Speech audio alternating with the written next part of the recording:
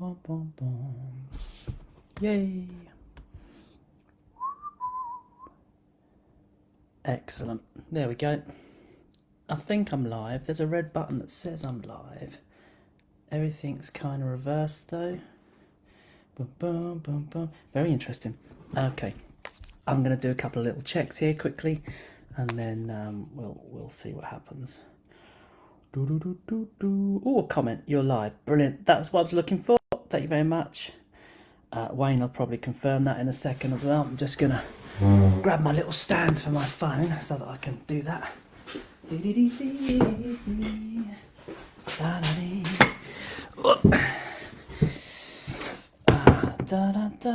Okay.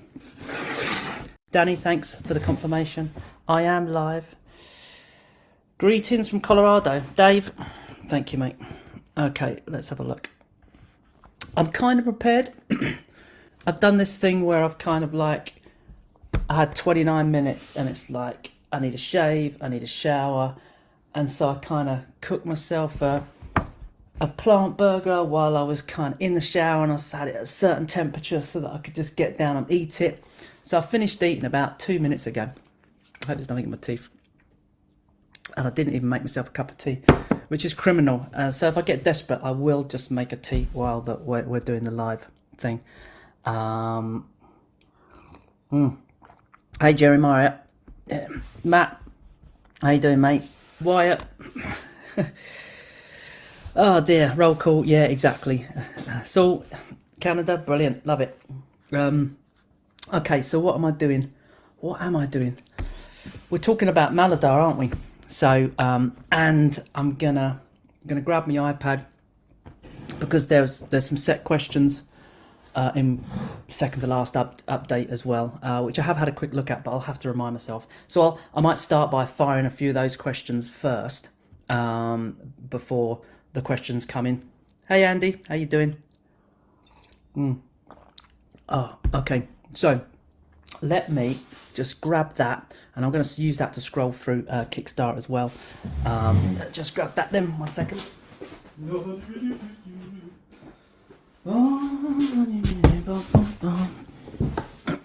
Okay, so guys, am I all right volume wise? Am I loud enough? I've got no mic set up. I'm using my Mac mic, which is normally seems to be the better thing.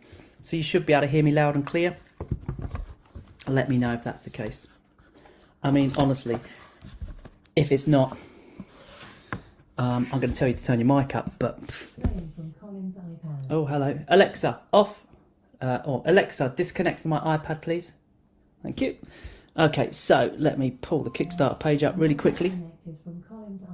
Thank you. Okay, let's have a look what we got here. Bum, bum, ba, ba, ba. Do, do, do, do, do, do. Okay, lovely. Let's get to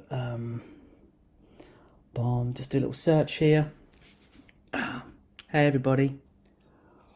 Have we got questions coming in already while I search for these other ones? Danny, my wife and I are watching you. Whoops, hello. I must be able to... Why is that not scrolling anymore? Oh, let me scroll. Let me click off of that. Oh, going the other way maybe. But oh dear. This is kind of strange because it won't scroll for me. That is scrolling. I can use this, can't I? I think I used my iPad last time. My wife and I are watching you up on the TV here in Cambridge. Good. Make it a good one, mate. I'll be able to spend more on the Kickstarter. Okay, I'll do my best to facilitate. Let's have a look. I'm gonna pop to the. Let's type this in. Maladum.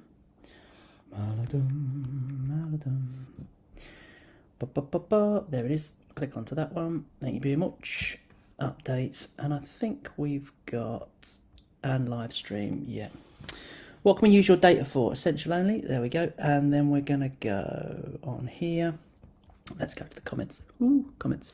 I have read through these, but I just can't remember.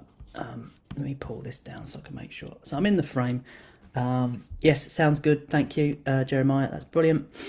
Loud and clear. Excellent. Sounds good. Volumes are all good. Oh, wow. It's going too smoothly.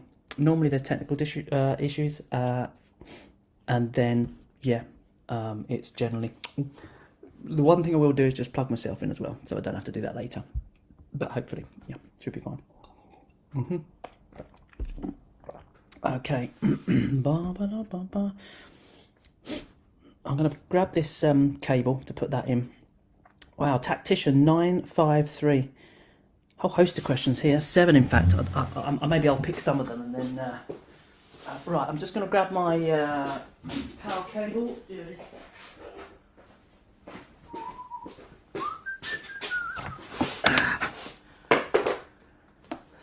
Plug this in.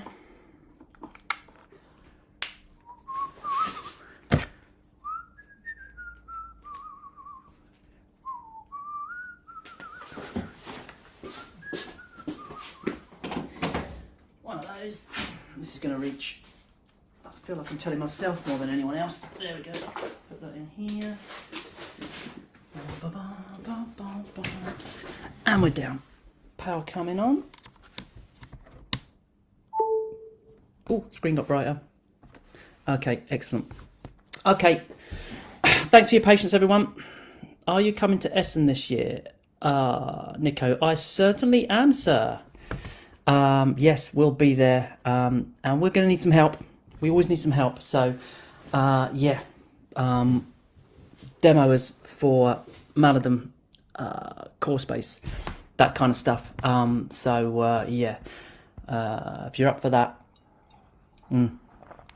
come and help us, because my God, we need some help. Okay. Colin's a cyborg. Ian, I am. It's a secret. I'm one of those organic ones, though. You know, with the no wires. It's all kind like Bishop from Aliens. Okay, so Tactician 953. We'll start this because I've been waffling for 8 minutes. Okay. Wow, straight in with the big ones. What other factions are planned? Well, crikey. As far as things like adversaries are concerned and things like that, we've got loads of cool ideas, which we're not really going to... I'm not going to say now specifically, because I don't want to say, well, we've got this thing planned, but then just not do it because we end up doing something different. But one of the early things that we spoke about quite a lot was to be able to swap out the adversaries, and the game system is set up specifically for that now. So the adversaries that are included in the Maladum core game have their particular event cards, blah blah blah. But you're going to be able to just remove those cards and shuffle in new ones, and just do different things that's going to enable you to control different adversaries.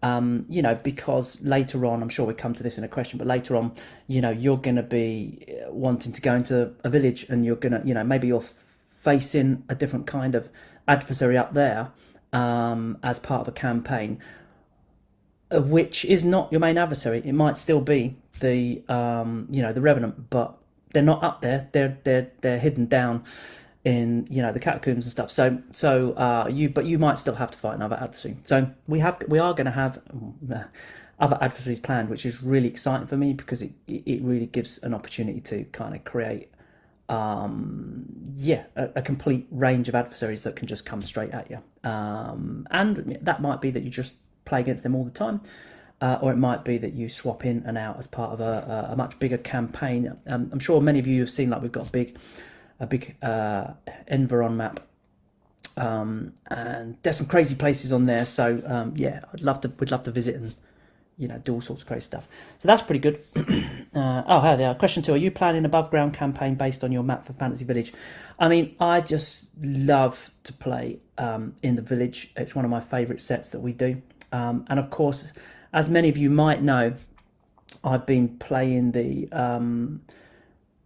I've been testing early versions of Maladum on things like the village and stuff before the dungeon. And when I was designing the village on that particular campaign, my God, I don't even know when that was. That 2019, 2020. Same as we did Core Space, I already knew that we were going to be creating Maladum. So all of the little chests, treasure chests and the little crates and blah blah, etc. They're all going to work for Maladum anyway. So yeah, absolutely. And absolutely love it. And we played core space with the fantasy terrain, testing the fantasy terrain. So this is going to work wonders. And as it's been mentioned in some of the updates, is that we will have location-specific event cards. So if you're going to play on our village set, you're going to be able to, remove the dungeon-specific ones, where you've got like the ceiling comes down in the room and you've got the trap and the, spoiler alert, in case we've not told you about that, room traps and stuff. And you're going to be shuffling in the village cards, which basically means that you are going to have, you might have a card that kind of says the nearest building.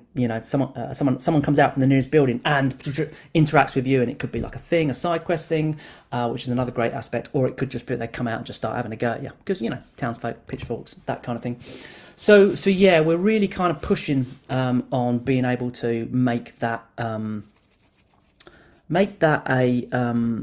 really cool aspect of the game, which is really cool. I can't just do questions from here. If we're supposed to pose questions live stream, I've got two. Alan, and then what I'll do, I'll come back to the comments over here. I just want to get rid of a couple of these, and then I'll come back to the comments over here. So if you've got questions, if you've got questions coming in, try and hold them off for a second until I've finished over here.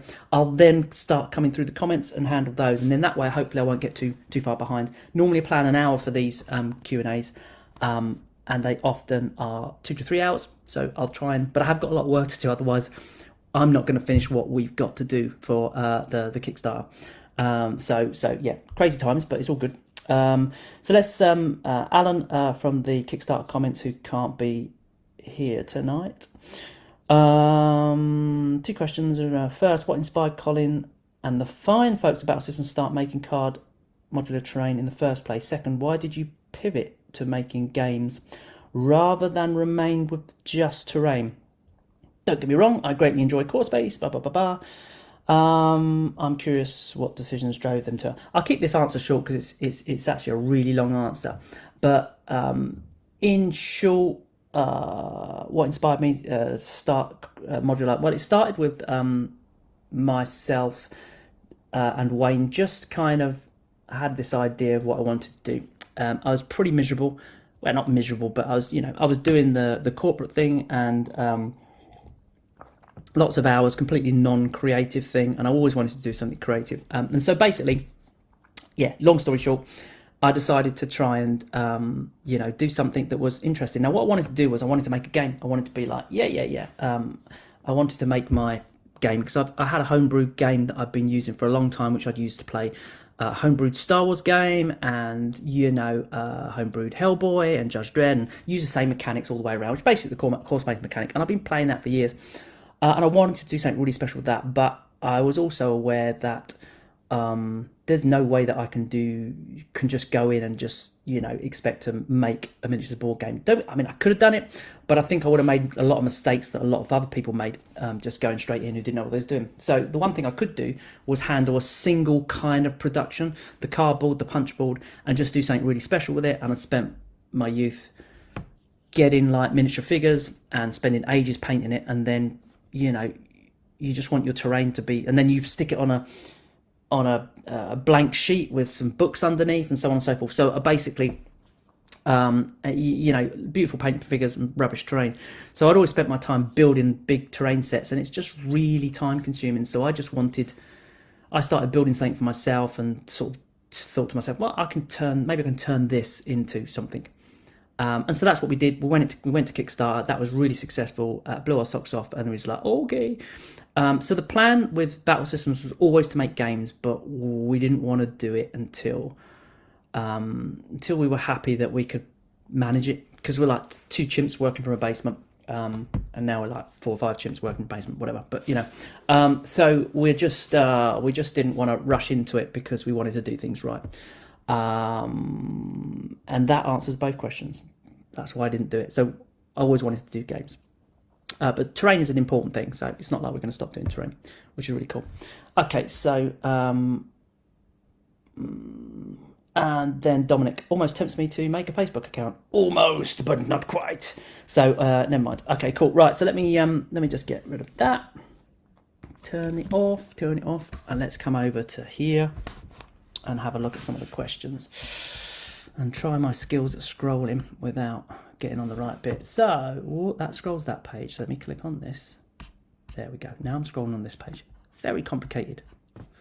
Okay, let me go up. So we've got a lot of hi. We've done that. Okay, so we're going to come down. I'm going to start finding questions. Maladum question. You're in the right place. Okay, Maladum question. Looking beyond the Kickstarter, do you have a sense of how big this collection will be? It feels infinitely expandable at this point, but do you have a circumscribed story? Okay, so this is a bit like CoreSpace. Yes, we've got the story in place. CoreSpace has been around for a long time now, and all you CoreSpace players out there know that we continue to support with our Mission Mondays, and there's an ongoing story, and we've then got CoreSpace Firstborn, and we've got additional expansions, and we've got some non-Kickstarter stuff that we did as well, like the Bounty Hunters and things. So there's always a long story, a longer arc to everything. As far as things planned, we've got loads of things planned, and actually one of the best places to have a look at that, I think it was the last update just posted a little while ago, which basically is kind of a recap of things, and it'll link you to some of our blogs and news stuff that we've got on our website, and you can just have a look at all the crazy stuff that we've got planned. I think one of the comments is probably on the website or in the update, I can't remember. It's that whole thing of like, Maladum's just launched, and people are, apart from playtesters and, people following us, it's kind of a brand new thing. And we can only bring out and show you so much in one go. Whereas you take something like D&D, it's like been out for 50 years, So, we've got huge plans, just like we've got plans for CoreSpace, and we've still got some cracking plans for CoreSpace. So yeah, we've got this. For those of you who might not know, maybe it's a question that comes up later, and I won't go into it now, but yeah, CoreSpace and Maladum are in the same universe. So, and Maladum is set in the future of CoreSpace. Yeah, so we've got this really cool science fiction game called CoreSpace. Hey. And Maladum is in the future of that, way in the future, in a completely different part of the galaxy. And, magic really is that whole kind of stems from the nanites in the blood. Obviously, it's blood magic, as in Maladar, meaning, from the word malady, which is really more of an illness, which is what magic is in CoreSpace. It's an illness that has to be controlled and capped. Otherwise you pretty much die from it, and so all Maladar are kind of lesser versions of the Maladar in their blood. But I digress. The Maladar actually comes from a kind of a side thing. In CoreSpace we've got like augmented classes which have got nanites in the blood, and there's kind of a mix between that and an evolution that then gets buried and backwards and forwards. And the magic's actually in the blood. It's more of a kind of a hybrid science fiction kind of thing. Of course they don't know that, but anyway, yeah. So plans for Maladum are huge, and they're in that same universe as well. So there's some pretty cool ideas that we can come across as well. I feel I need a tea already. Water's good, but hey. Okay, so David, yes, story-wise, amazing. Same as CoreSpace. You still haven't got the full story of CoreSpace. I mean, where the hell do the Purge come from anyway? We know they're coming from the black hole kind of area, but if you think the Purge that you see are actually the Purge, think again. Anyway, will there be detailed explanations on how to piece the terrain together? Yes, there is. We've got our usual tutorial videos. Love or hate them. We've got our tutorial videos which that allow you to put that show you how to put it together. I mean, the core game anyway is just like dead simple because it's single level and you've just got these clips, and it's really basic stuff. It's like cross clip, a T clip, an L clip. We've got these new kind of Y clips as well. Like that, Y clips. We've got these Y clips because we want that more sort of octagonal room kind of thing going on. And the maps, like in Core Space, are just top down, really simple, and you'll see exactly what and how to build it up. And the more you do it, the easier it gets. Especially if you want to just do your own as well. Most of the setups when I play a campaign, I kind of let the campaign tell the story, and it kind of evolves with me. And based on events, let the game sort of tell the story. It's a different way to play it. We'll come to that, I'm sure. Yeah, that, you know, you can just build it. It's really, really simple. So detailed explanation on how to piece it together. Yeah, and we're looking at like doing like PDF type stuff for some of our other stuff as well to insert in there. But we'll see how it goes. Pretty good fun. Do you know how the game will pack away with all the extra minis? Does the box have a sorter, or is this one of the case games where I need to find a third party input? Okay, so it depends on what you're looking for packing away. So if you look, I think it's in one of our videos on the main Kickstarter page, but at the end of the video of how it works, I think I show how it packs back into, how Core Space packs back into a box. So what we did with Core Space Firstborn, for example, was we had dedicated areas so that all of the miniatures, when you get the KS version, and I think we're going along the same lines here as well, is that when you get the KS version of the box, it all packs down. There's no difference between the KS box and the retail box, but if you buy the retail box later, it's obviously got a lot less content. Still crazy value, but a lot less content compared to a Kickstarter, because Kickstarters are just insane. But the boxes are the same, so the retail will have like just empty spaces, so your miniatures will be put into those empty spaces for the Kickstarter edition. And things like one of the bosses that we did and stuff had a special place for it. So if you buy Core Space Firstborn at retail, you'll get like a box, and it's just got, it looks like something's missing, like the big insane god things there. It's like, oh no, it's not missing, it's just a space. So that if you buy that expansion, you can pop it into that kind of thing. So yeah, it should all pack down. And as far as terrain and stuff like that's concerned, it's all designed to flat pack down. So if you haven't watched that video, Matthew, then you can pop and watch the end of that video, and I kind of touch on it there. Of course, we can't really design all of that until we get through the Kickstarter, depending on what we've unlocked and stuff. And we've unlocked, you know, crazy amount of stuff. So yeah, it's all but the plan is always to make it packed down into this box, which is pretty cool. We gently does it on the scrolling.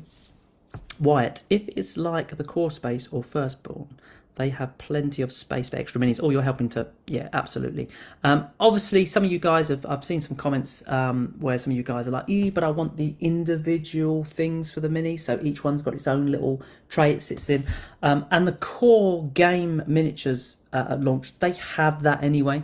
The additional miniatures, we had like spaces built, and then those miniatures are put into there.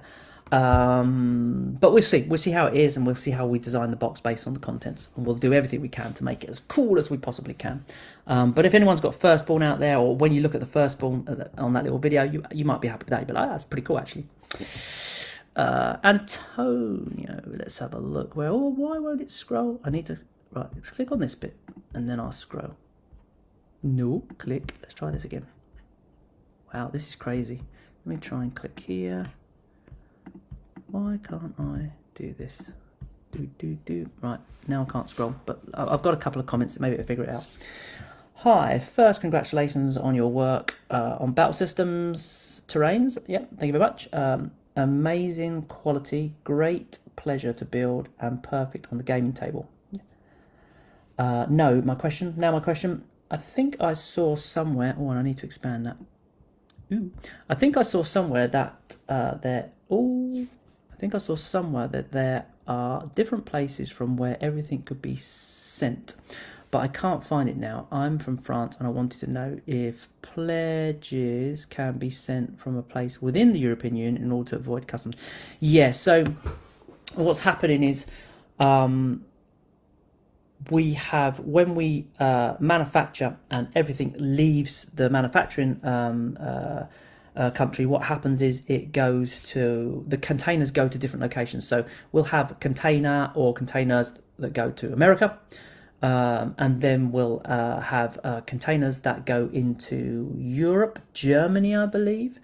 And so they'll shipped out within that area, and then UK, obviously coming into the UK. And we also have a container going out to like Australia and stuff like that. So they're shipped within your location, which makes it obviously very, very friendly. So yeah, that's all a big thumbs up. And that should be on the page somewhere as well, with the little stickers that shows all about shipping and the friendliness of it. So have a butcher's at that. Oh, let's try and scroll. Come on. Should be able to scroll. Bum, bum, bum. Oh, I just saw the scroll wheel then. Come on, give me that scroll wheel. Oh, there it is. Quick, grab it. Yes, I found it. Brilliant. Excellent. Marcel, what is the... Oh, no, there it is. Yeah, it's still there. What is the timeline planned? Like when the PM opens and closes and when the game will be delivered? Yes, I know some months delay is normal nowadays. Okay, that's all on the page anyway. But we've always generally we tend to start delivering. I think the fantasy train was a crazy one because that went with the amount of tools that we created for that, the amount of work involved for me, it was just me at the time. That one was delayed a little bit, but the actual but we tend to end up at least starting delivery in the month that we say we're going to start delivering, which is pretty good. So we're looking at January 2024, and that's the plan. I mean, we've one of the things that we've done this time is we have, unlike any other campaign, is we started paying for the tooling for the miniatures, the actual production miniatures, and not just sculpts and 3D prints. We started paying for that, in advance in order to help us to kind of produce at least the starting miniatures.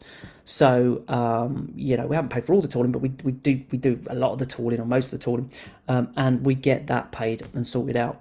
So we've started some of the stuff that we normally do post campaign. We've already started, so we're pretty confident on the January timeline. So yeah, it shouldn't be shouldn't be a problem at all. And of course, we will update you regularly.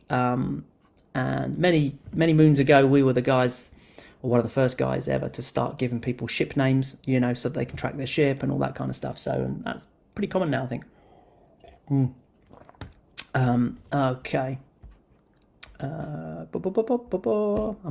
Wayne's already answered the question anyway, but why will this not scroll? I'm going to do this thing and make this appear. Okay, I'm just gonna, while this is going, I'm just gonna pop over and see if I can pop up the see if I can get the scroll questions on here, because I've got a feeling it's going to be a lot easier. So let's go. I'm gonna see if I can see these questions on the live stream. Come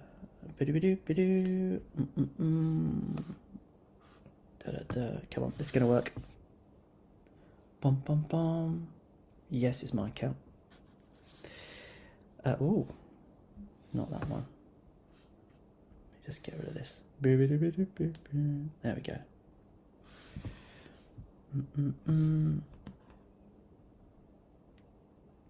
Okay, that's not letting me on. Let me go to... Is that going to let me on? No. I can do it on here. I wonder if I can do it on my phone. Give me a second. I'm going to have a look at this, because it will not let me scroll. Okay. I'm going to go on to here. I'm going to find this one. Bum, bum, bum. Give me a second. There we go. Da, da, da, da, da. Is it gonna... It is not gonna show up. Maladum live. Let's carry on with that. Just get rid of this. Not. I'm gonna turn this down because I'm getting an echo. There we go. I can seem to be able to scroll very well on this. So give me 1 second.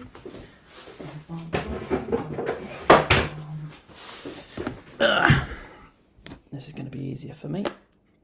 And let's turn this on so my phone doesn't die. There we go. Wow, I can now see the delay as well, which is crazy. Okay, so I'm going to hold it to my phone now. Okay, so let's see where we go. This is so much easier. I love the terrain. I hope for an extra bundles in the PM. Michael, yeah, you got to stay with the campaign till the end. When we launch our last add-on, we'll be looking at the some sort of click bundle things that we can do as well. So just watch out for that.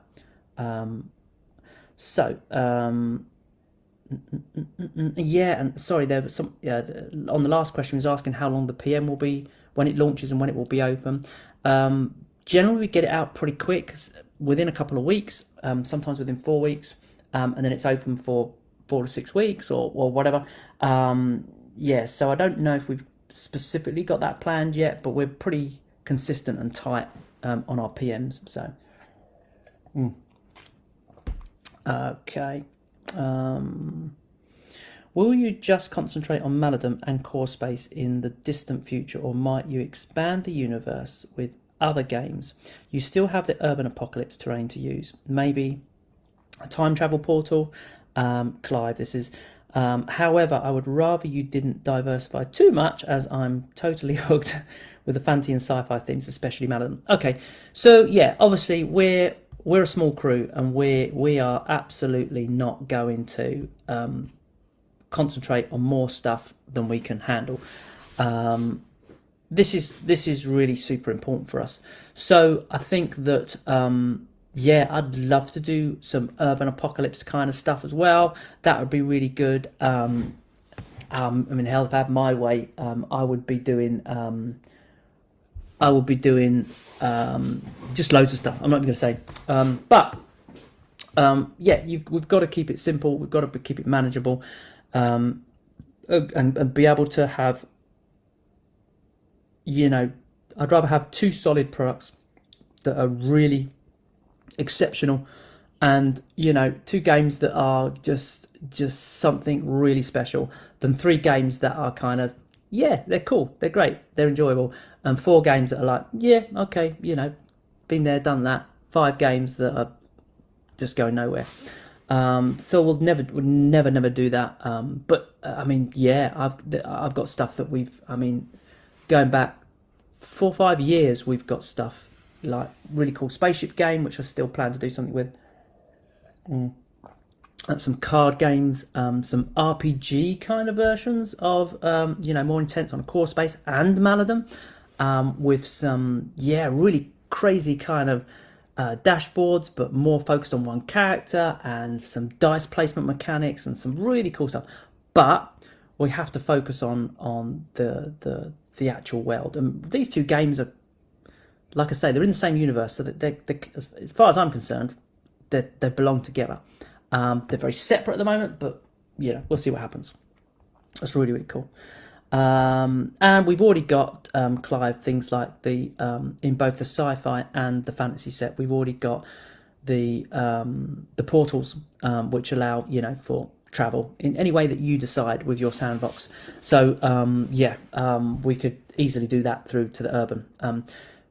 And like I said at the beginning, core space and Maladum started as a specific type of mechanic that I was using for years, and I have used that to play Judge Dredd and Hellboy and Batman. That was great, and of course Star Wars.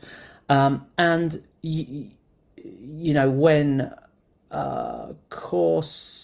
before Core Space was designed, a very early version of it was actually kind of like a zombie game.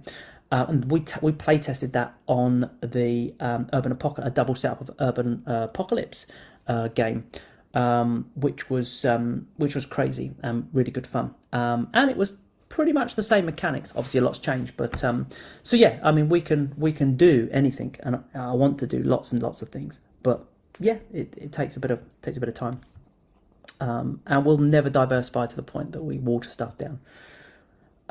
We don't want to be the whole too much, not enough butter spread across too much bread scenario. Okay, so Edward, will you be creating rules for mounted characters, horses, etc.? Okay, so to answer short, I don't know. Nothing's impossible. We've got outside stuff, so it's likely. When we're putting the lore together very early days, we obviously create lots of different versions of the lore. And Wayne and I go back and forward and back and forward. We have all sorts of different conversations. And in the lore, we've got all sorts of different kind of animals. So, for example, we don't have dogs and horses, but we've got a mounted version of that.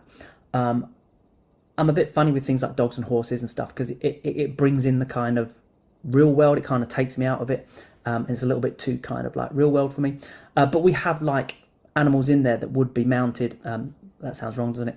We have animals in there that you can ride, and so I think that the lore is there and it's all in there. And once we get out into the village and out into the battlefield and out onto the then you'll probably see that is something that's a sure possibility, which is pretty cool.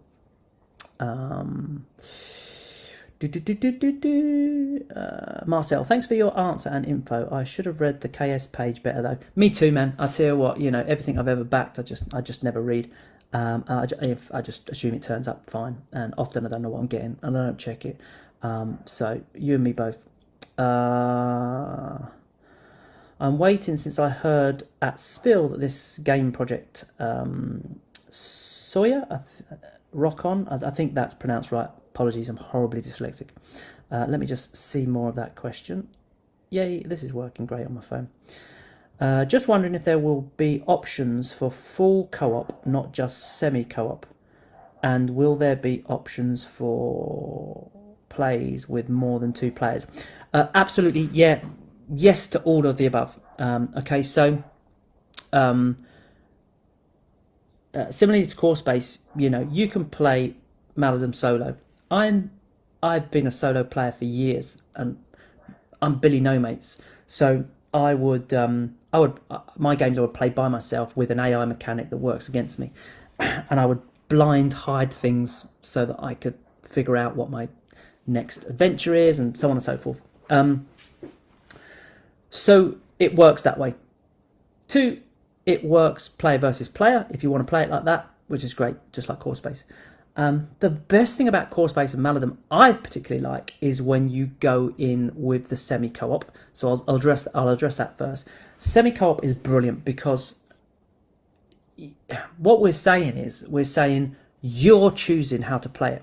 So if if you were playing with me and you wanted full co-op, we would go in semi-co-op, and I prefer co-op anyway. So what would happen is we would just team up naturally, and we'd agree to share this and do that and share the reward and take this thing and all that kind of stuff, and we'd trade in game and out of game, and would just agree all of that stuff, and then we'd stick to it. Now, yeah, there's still a possibility that maybe you could then stab me in the back when your character because you really want this thing and so on and so forth. But that just adds to that nice little dynamic. But yeah, you can absolutely go in co-op. The other way you can go in co-op, full co-op, is to just take, and I've done this many times, is to take your adventuring party and just designate characters out to people. So I've done full co-op with 4 other people, and one person is picked as the captain, and then 3 others take a character each. Or you'll take one. There'll be a crew of 3, an adventuring party of 3, and you'd give the captain to one player, and the other player will play the 2 regular adventurers. The captain, sorry, like the maybe the more expensive character in Maladar, like in Maladum, like a Maladar. The more powerful character, and then the less powerful characters you might lower points value. You'd split up between one person. And that's pretty cool as well, because you're kind of controlling similar kind of points values, and you still get one person who's kind of might be in charge of it. This is a really nice way to play as well. So I've done that many times. And incidentally, the other thing you can do is you can play both core space and Maladum with the option of just having one person play the adventurers and the other person playing the adversaries. That person can either follow the rules and move them as dictated in the game, or you can kind of do a GM version where you will control some of those yourself independently. So they'll still have the same stats and everything, but instead of them moving to the AI, you'll control the moving. So you can cut people off in a different way and sort of ambush people and things like that. And for Maladum, I like to do that in a very specific way. And what I like to do, if I'm doing that, is I like to control the Malagaunt and the Hellfonts and the Myria in that respect as the more powerful characters. Then the Lamenters, I like to have them controlled by the AI, because I feel like as they're the weak, although they're a pain. They're a pain when they build up on you, and they come straight out the ground and just poison you. But as the weaker of the adversaries, what they do have is I like to think of them as more of a kind of an uncontrollable aspect. That the Malagaunt just pulls them out of the ground and just lets them go at it. So he doesn't really have that control over them. Whereas I feel like the magic is stronger with the other ones, and so you can just let the Lamenters do the AI and then control the other stuff, and then that way you can play a two-player game, one person solo, one person playing the adversaries, but have control over that as well. That's really cool and really fun way to do it as well. I love all of that, and it just makes it a little bit more interesting if you don't want to do a kind of the co-op thing over here. Anyway, I probably digress horribly on that. Probably do that a lot. Cool. Wayne, it's not scrolling for me either. Yeah, I've literally had to move to my phone to get the questions and this happened last time. I tried to scroll on this side, and yeah, it's sort of scrolling a bit now, but terrible. Okay, so Gary, I'm pretty new to Maladum game. I've been following it because it looks awesome. What a great reason to follow it. Thank you, Gary. Will the game be focused around a melee combat system or zippy magic shooting type thing? Cool. Excuse the poor terminology. This is just written like me. This is fine. I'll use all the wrong words. And will you be at Expo this year with a demo to try like you were of Core Space? Okay, when you say Expo, Gary, I'm assuming you mean the UK Games Expo. The answer is yes. If you're talking about Salute, the answer is yes. And if you're talking about Essen, the answer is yes. We will be there. Finally, will the miniatures be multi-part, posable, able to swap weapons, etc., or fixed, molded in one pose? So your second question first. The models are fixed, so they're ready to game straight from the box, but you can do what you like. You can just take some snips to them, and I know a lot of people, including myself, snip the bases and put clear bases on. You can then have fun with them and convert as much as you like, but they're all one piece, ready to go straight from the box. Really important for us to do that. So will it be melee focused? Yes, it will be melee focused as far as most people are concerned. There are some ranged weapons in there, things like bows and composite bows and long bows and the odd crossbow and stuff. There's even the odd black powder weapon. Black powder weapons are a lot rarer, and they're pretty cool, because they're rolling quite a few dice, but they're also really noisy, and they just malfunction really quickly. So yeah, they're kind of a great little backup thing to have, a black powder, weapon tucked in your belt.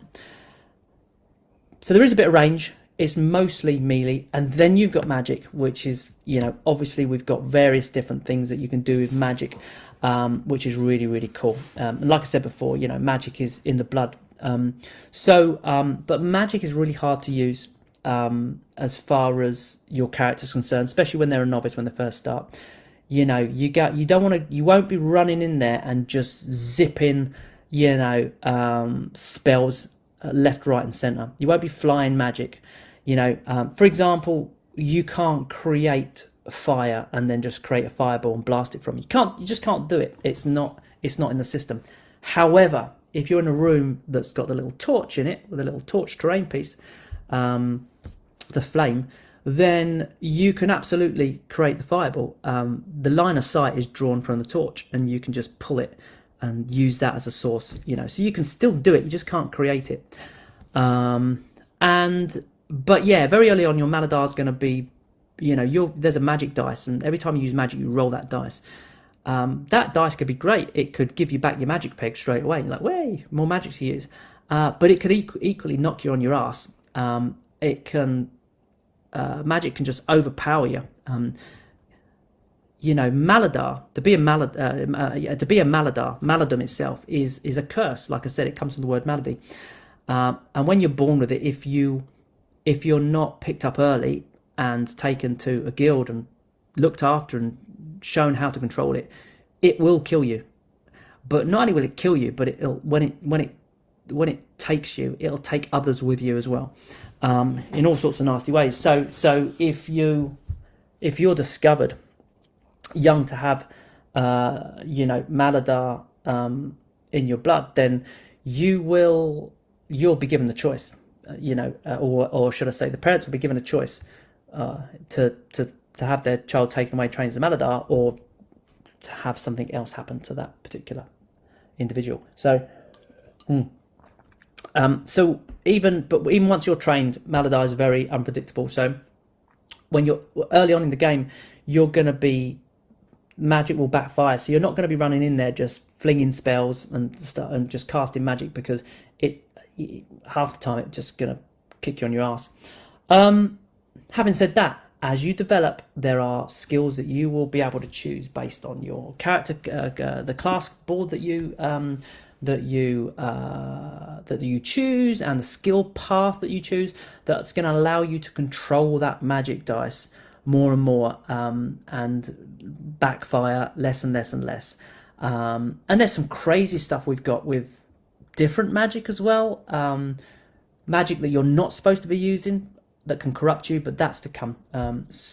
You'll see nearer the end, hopefully, if I can get my finger out, nearer the end of the campaign. So there's some really interesting things going on there.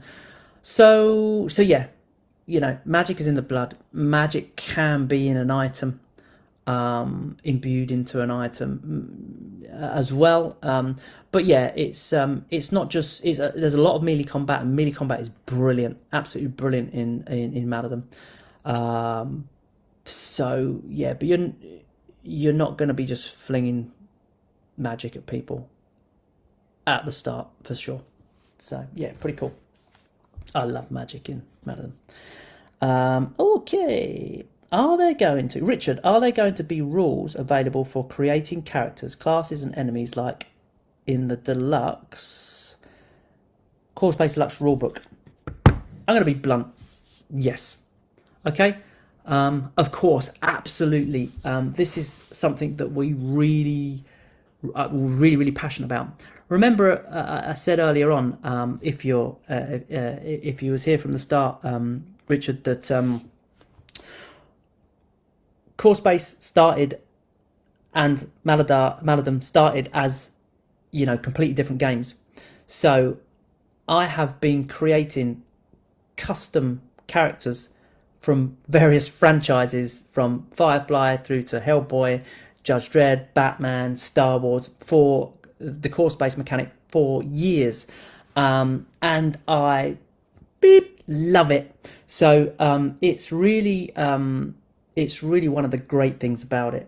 And as you know, in course-based, you mentioned the ability to do this is just immense, because you can bring your own characters in, and you can just do so much. You can make a miniature yourself, and you can go on the adventure. That's how great it is. And so, like with course based, people have brought the Red Dwarf crew in, or a Star Wars crew, or of course Firefly crew go in and do that, which is fantastic. It's just immense. So I think that the answer, well, not I think, the answer is yes, we're absolutely going to do that. And we're going to try and support that even more with some cool ideas, which you may or may not get a little bit of information on or see something in this campaign depending on funding in order to get this stuff done. So in a different way that we've done it before. So yeah, really, really love the ability to do that. I mean, for me, it's easy because I just use Photoshop and I just put it together anyway because I've got all the artwork. But yeah, we want to give you like something that you can use to do that, and like Core Space, but you know, hopefully a little bit better as well, which is cool. And then maybe backwards through that into Core Space, and you know, that kind of thing. So yeah, really interested. Love doing that, which is really, really cool. And again, I've been doing it for years, so yeah, it's a must as far as I'm concerned. Matt, I ask on the KS update, but we'll put it in here as well. Let's have a look. Can you explain on how you can use the extra terrain scroll. Hang on. How you extra terrain pledge in the core game? I know there are some special missions where the extra terrain is used specifically, but if you are able to use it to expand your core dungeons, how does it affect mission structure and difficulty? Will there be guidelines on how to set up core? Okay, so yeah. Now this really depends upon what you like and how you like to game. So if you like everything to be spelled out absolutely, and you don't like, you know, I cannot put this here and that because that will upset me. What we try to promote with Core Space and with Maladum is for you to just give yourself a little bit more freedom. The example would be that people play Zombicide using our terrain. Okay, so what that means is that you can, even though the map setups are vastly different, you can still play without really changing much at all. Using the mechanics of a completely different game with our terrain, and it really does just play out in a very similar way. You still have to get to a place and pick a thing up and do a thing. So if you can do it to that extreme, it's really easy to do with Maladum. So, for example, if you wanted to do something very simple and just dress your setup a little bit differently, and you're like, well, I really like the Great Hall, the big door and stuff like that, you could look at a Maladum map, and where there is a door from one bit to another bit, you can swap that out for the Great Hall piece, and and you could build that up slightly and then put your staircase in to get up, and all you're doing is you're saying, okay, this objective that was now kind of here this is back there, like here on the map, and then you had to go here. You just say, right, the objective is going to be here. You go up the stairs and you do that, and you just get this more immersive kind of gameplay. So it really is not going to change the mission difficulty too much, unless you want it to. If you're like, I think my guys are pretty powerful, but I want to go back and play this quest. But now my crew is super powerful. My adventuring party is super powerful. Then you could make it more difficult by putting in some of those terrain elements. Often the terrain, like I say, unless you get into the objective much more difficult by incorporating the dungeon parts into the core game and vice versa, unless you purposely block places off and make it longer for you to get to a certain place, then it's really not going to make much difference as far as that's concerned. But what it does give you new challenges and new and interesting ways to play. So I guess what I'm saying is that even though we're going to give you the maps and give you the a bit like creating your own characters, just have a bit of freedom to just go, in a lot of games, the map layouts for the games, they kind of don't make any sense anyway. If you go back to something like, I don't know, well, actually, any dungeon crawler really, but things like Space Hulk and stuff like that. If you look at it, it's kind of like a corridor, and then you just get a room, and then it's like a lollipop, isn't it? And there's a corridor there, there's a room at the end, and that leads to another, and there's a room, and I'm just like, but it's supposed to be an underground lair, or like on Space Hulk, it's supposed to be a spaceship. It's like, well, you wouldn't just have a corridor with like room, these things. What's all the space in between that? That's not how it's designed. It's more designed like, room, behind that wall is another room, and and so on and so forth. So very early on, that's one of the things that's really important with core space, and of course into Maladum as well, is the fact that the setups are more logical, more realistic, so you might set up a dungeon, which you might say, okay, so this, when we're setting up this dungeony kind of thing, this is more representative, a keep or something like that. And so you're not going to have these weird long dug tunnels with rooms on the side. It's going to be set up properly. So yeah, just grab all the interesting components. I mean, yes, we're going to give you missions that you can do specifically on them anyway, regardless, but just grab the things that you like and put it in there. Don't feel like you're breaking. We're really trying to give people permission. We almost put it in the rules and say, the rules is that you can do this. You can have that creativity and just make the changes. I do it all of the time. I will, pimp up. I will build the core set of the Maladum. And then I'll take the dungeon components and go, yeah, but you know what, in this corner I just want this bit built up, the bridge across it, and I'm going to put the spawn point at the top of there, and I'm going to do, and the miniature range in their stats is designed to work on multi-level anyway, so that they have like an ability to kind of scramble down, which means that they can always come at you quickly. They're not going to get, they're not going to not get you any quicker because you've hidden the spawn point up on, or an entry point up on a certain area. So you can we really want to kind of say to you, it's the rules that you can just move things and change things around. So I hope that's kind of answering your question. Obviously, we're going to support you with very specific stuff, but you can really just have fun with Maladum and core space, and just go with it. There's some amazing extra interesting scenery bits in the dungeon. The scenery that we've included in the core game is just immense by itself. The quantity that we've managed to fit in, and all the items, stuff like that, is just packed. You're not going to get like that from any other game.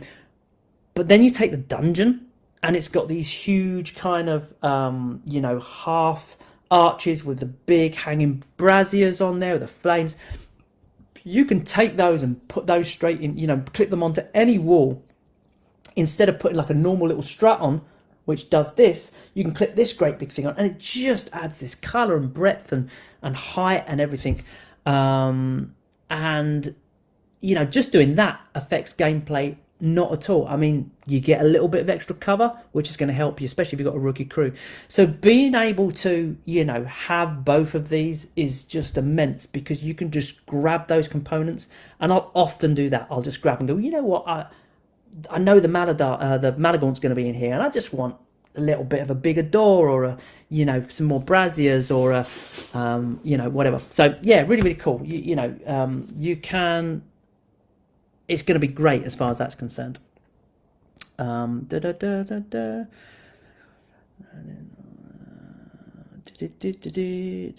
as far as adding more rooms and more levels, we always do like the tutorial videos.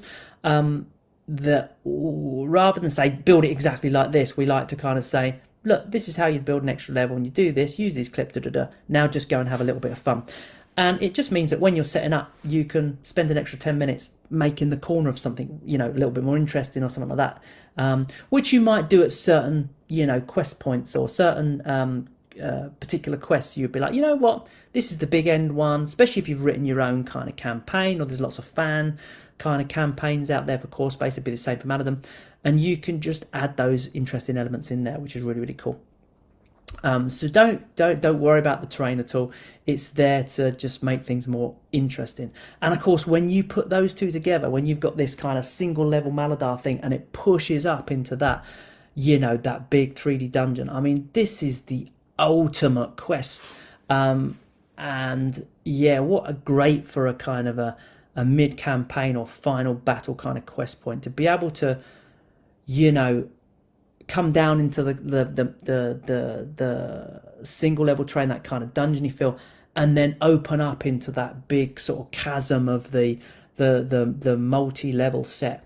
It gives me those vibes of when I used to play the very first Tomb Raider and stuff like that, where you just like, you open up and the music pings and you've got this big vista of like, you know, rope bridges and just like that. It's just amazing.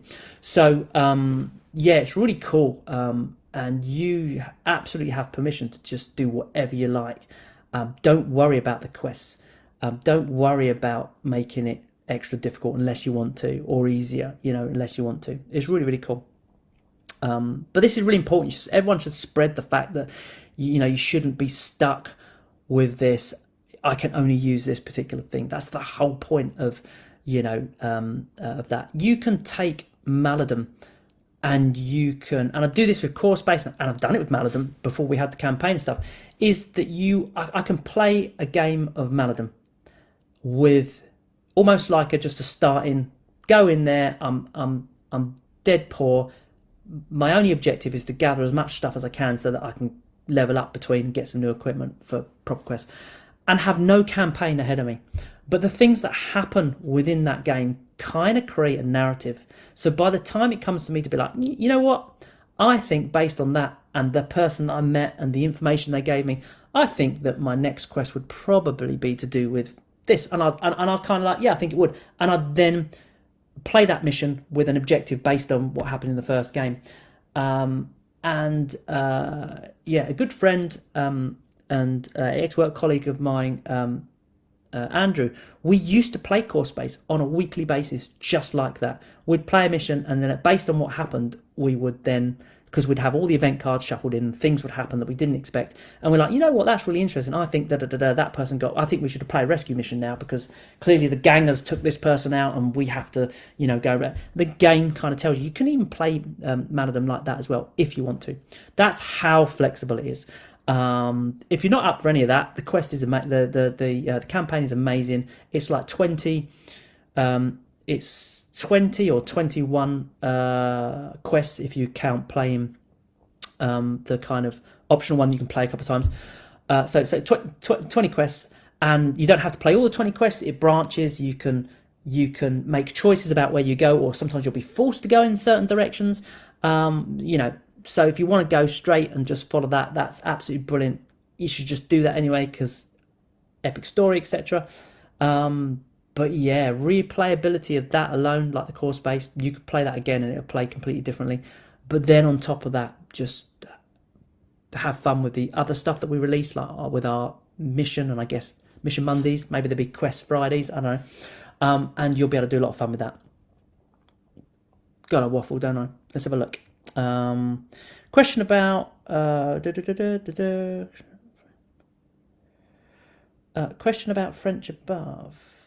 Did I miss a question about French? I'm scrolling back up.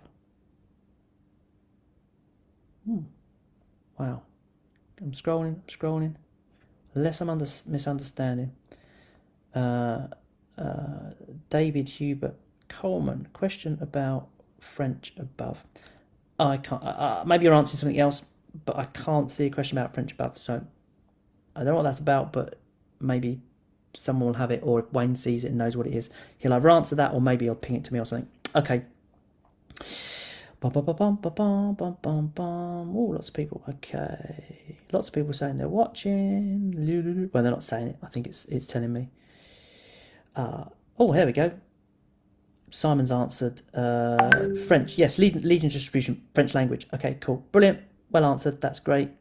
I've answered it. Thanks, Simon. Now I've got the little thing coming in. That's superb. Little late, but I'm here. Yay, Gilberto. How are you? Kevin, brilliant. Wyatt, Space Cows. Okay. I'm all in on Maladum. This is Mike. Buccelli, is that? I'm all in on Maladum, and I hope you have more love come in for course-based firstborn. For course-based in general, firstborn course and everything. Absolutely, yeah. I love course-based, of course, because yeah, that was a game that I made. And yeah, I just love it. Of course, supported for as long as people are playing course-based, I will be supporting it because I'm still playing it. So that's really, really cool. My question is about the tokens in the terrain add-ons. Okay, is it possible or are there plans for you to add, let's have a look, trap danger tokens for these specific locations? For example, in the sewers you could, there could be leeches that damage you. Oh, what a great idea. Yeah, okay. Bit like firstborn lava. Yeah, they're a pain. Because if I remember rightly, they just ignore armor. It's just like hits, isn't it?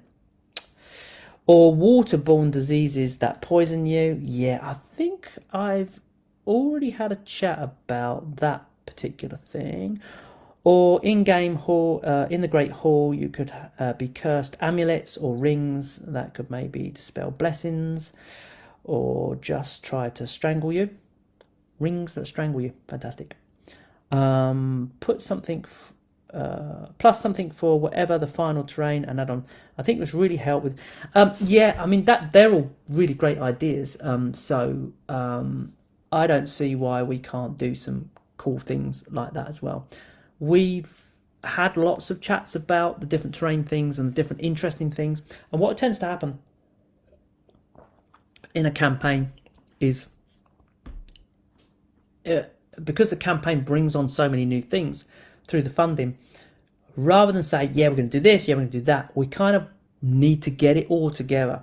Once we've got it all together and we start, I mean, there's millions of things that happen, like laying out tool sheets and all this kind of stuff. And then we move on to like the equipment, and we start moving the equipment around into the areas that it is best suited for. And then we start plugging gaps with things that are very specific to that. So I suspect that is what will happen. But we don't know until we've got all of the stuff out, and where stuff belongs, or whether it comes in this pack or that pack. But yeah, brilliant ideas, particularly like the leeches one. That's really, really cool. Okay. Hey, Mark. Yeah. David, I'll be your pal, Colin. Come to Toronto and we'll hack and slash together. Okay, yeah, that sounds cool. You know, you supply the ticket, etc. Hello, will you upgrade CS with the new light gameplay from Maladum? With the new light gameplay, like it's maybe I'm not going to be able to pronounce your name here, I'm really sorry, but it finishes with prod or prod LD. Sudakus, is it? Silent T? Okay. Rephrase that question for me, because I'm not quite getting it, and then I'll try and answer it a bit further down. Because Maladum and Core Space kind of play very similarly, so I'm probably not quite understanding. Hello. My question is about tokens too. Have planned upgrade for more special weapons, items, legendary, exotic. Thank you. Yeah, so there's lots of tokens that we've got that you just probably wouldn't have seen. I'm not sure how many tokens you've actually seen, but we've got loads and loads and loads of tokens. I spent a long time before we started all the playtesting, developing the different weapons and stuff like that, and new stuff's coming along all the time. And like I say, what happens post-campaign is that by the time we've really got our theme stuff together, and like with the Great Hall and the sewers and all that kind of stuff, we start to look then at like, you know what, this needs this, and this needs that. Something like, for example, in maybe, I think we did it in one of the core space expansions, in Firstborn and stuff like that, you get very specific type of tokens. So I think if you got, I can't remember exactly, but if you got like Trading Post 5 or one of the ones that's got the containers and stuff in it, excuse me, you would have the you would have special items like drop items that could be dropped in, like airdrops and stuff like that. These special white items, they were specific to that set. So there's things like that that happen all the time. And we can put that in with the laminated kind of character card stuff that comes on that sheet, and we punch that stuff together and it's packed in the particular pack. So yeah, that's kind of how we're going to do it, which is cool. Exotic, interesting, yeah. And you know, the more expansion that we've just done, you know, there's kind of a pillar in there that's actually got a specific token on the top of it, and you interact with that to take that particular stone, and it fits in your dashboard. And if you look on one of the walls, there's the little symbol, the same on the token. You can use that then to activate the secret door. It's how you get into a particular area. So there's lots of things like that that are very specific to certain terrain things. And you'll get certain characters that you're like, well, we kind of need this piece of equipment. So we wait and we move all of the equipment around based on the core set and based on expansions and stuff like that. So there's always specific equipment in certain expansions that kind of either fit in with the theme or fit in with the character, or just generally expand with really new, interesting stuff. And there'll also be extras of the equipment probably that you find in the core game, because it's like, well, okay, well, you might want more potions, or you might want core space, like need more ammo, or you need a particular type of variant of a gun that has, you know, a special function on it so that it's, you know, reliable, so it doesn't jam, stuff like that. So we're always doing fun stuff like that. As an option. Okay, so this is probably answering the French question, but in French, which is cool, and some more stuff in French, which is great. I don't speak French, so I'm going to just like scroll through that a little bit. I'm still coming to grips with German, so let's see what happens with that. So, okay, just moving through a little bit. Ooh, crikey, how conversation go. Ashley, will we see some travel mechanics similar to Ships of Disrepute, but themed for Maladum? Let me just, i.e., Scrabby Donkey to help carry your loot, or upgrade to a fancy horse.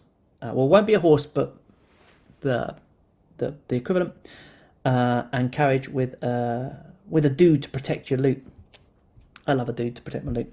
Okay, so yeah, possibly. I mean, this is kind of covered in one of the updates a little bit, is the fact that you could probably argue that we've got a plan for everything, because there is so much that you can do, but we can only do a certain amount at one go. Same as core space. We did core space, we did the thing, that was great. Later on then we introduced new packs of civilians that introduced like workers in there, a different type of civilian. And then as we went through, we've got like bounty hunters, we've got Firstborn, which introduces new adversaries and, you know, new mechanics and new dice and all sorts of interest.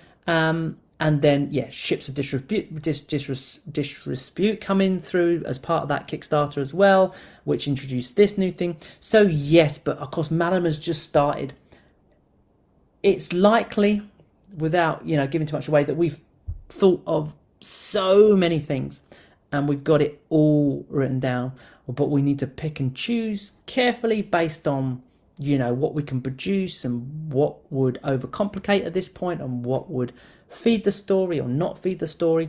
And so it's important that we kind of tackle it in a logical, you know, and almost sometimes kind of put your boring business hat on and go, well, you know, it makes business sense to do this first and then that, you know. So because obviously we're a business, so there's lots of interesting things that we can do. Chances are, if you can suggest it, we've thought of it, but you just need to give us a little bit of time, because we're like, I don't know, 12 days or something in, you know, as far as really, I know we've been working a long time, but, you know, we just can't, believe it or not, we just can't give it to you all in one go, because we just can't do it. But like Core Space, we'll just carry on supporting it for years and years and years. I think Core Space on it's like I'm going to get this wrong, 7th or 8th print run or something like that. So we'll just keep doing it, keep supporting, and keep trying to bring out new and interesting things the best that we can. So yeah, I don't doubt at some point there'll be some really cool, interesting things, and maybe that's happening right now. So yeah, I mean, core space is built on the Maladum is built on the core space mechanic, and although it's been rewritten from the ground up very expertly by Stu, it's based around all those core mechanics, so it's got that great feel, but it's got the fantasy feel as well. So you've got the speed and all that, So it's almost more flexible to be able to build onto because of the things that we've implemented. For example, take our fantasy village, bring out some event cards that you shuffle in specifically when you're playing in that set, and that set will then interact with its event cards. Those kind of things. So travel, I mean, I've just told you there's a village, so you've got to get there somehow. There's going to be effects. Okay, cool. Jeremiah, that makes me wonder if you're going to make your own TT RPG book. Well, yeah. We'll move on from that. I love a bit of RPG. Okay, so it's moving down.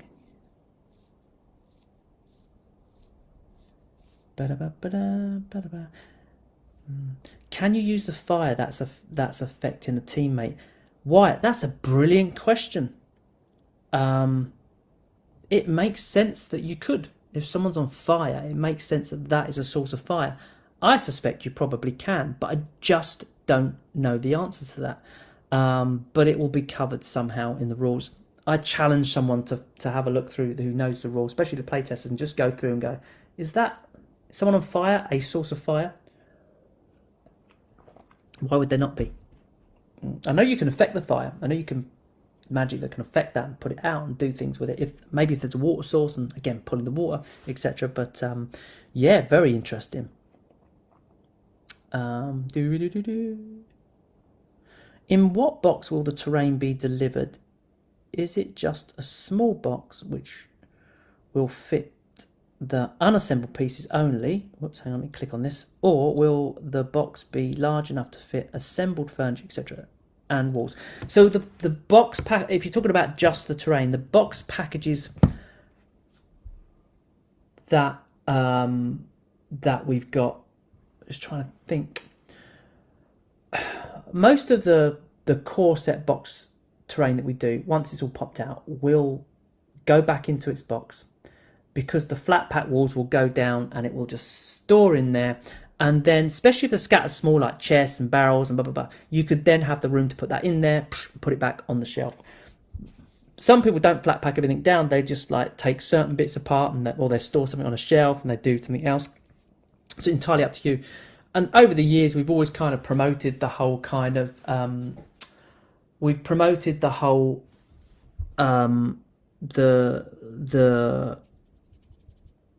kind of really useful boxes. Well, promoted, but we've always said, look, I use really useful boxes, so a 9-litre one of them will just, and it means you just don't have to take stuff apart so much.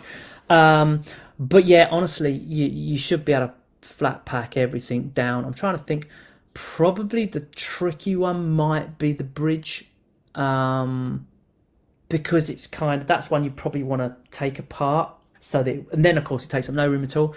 But all the other little things, the little chests and the little barrels and all that kind of stuff, I would just put them in as they are, because they'll fit in. So, but again, as the campaign goes on, the set evolves a bit, things tweak and move around. So the packaging is always one of the last things that we kind of pull together, based around the content. So yeah, I mean, we're pretty good at this now. But yeah, shouldn't be a problem. I mean, and even some of the smaller sets. So if you take our fantasy range, so like a townhouse, that comes in a particular size, like A4 box, which is like, a couple of centimeters deep. I mean, crikey, you could flat pack that, stick it straight, that pretty much fits inside a DVD box, let alone the box it come in. So you could literally put that straight back in there, flat pack it with its clips in a little baggie and just store it on the shelf. You know, especially if you're not sort of gluing the roof bits in and stuff like that, then you could just put that straight in there, no problem. So most of it would go back. Dungeon, don't know, we've not done this. We've got loads of multi-level sets, but the dungeon is like immense. It's got really interesting tooling and stuff like that on it, which is crazy, especially that rope bridge. I really love the rope bridge because it just looks really kind of organic, because not only it's got some clips that go in underneath which kind of pull the card this way, and it gives it that real kind of V rope bridge thing. Love the bridge.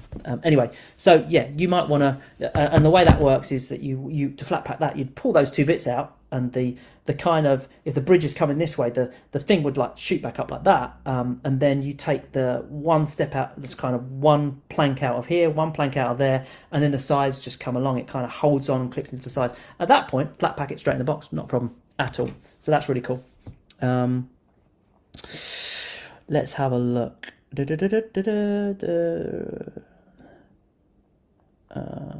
That's for Marcel there.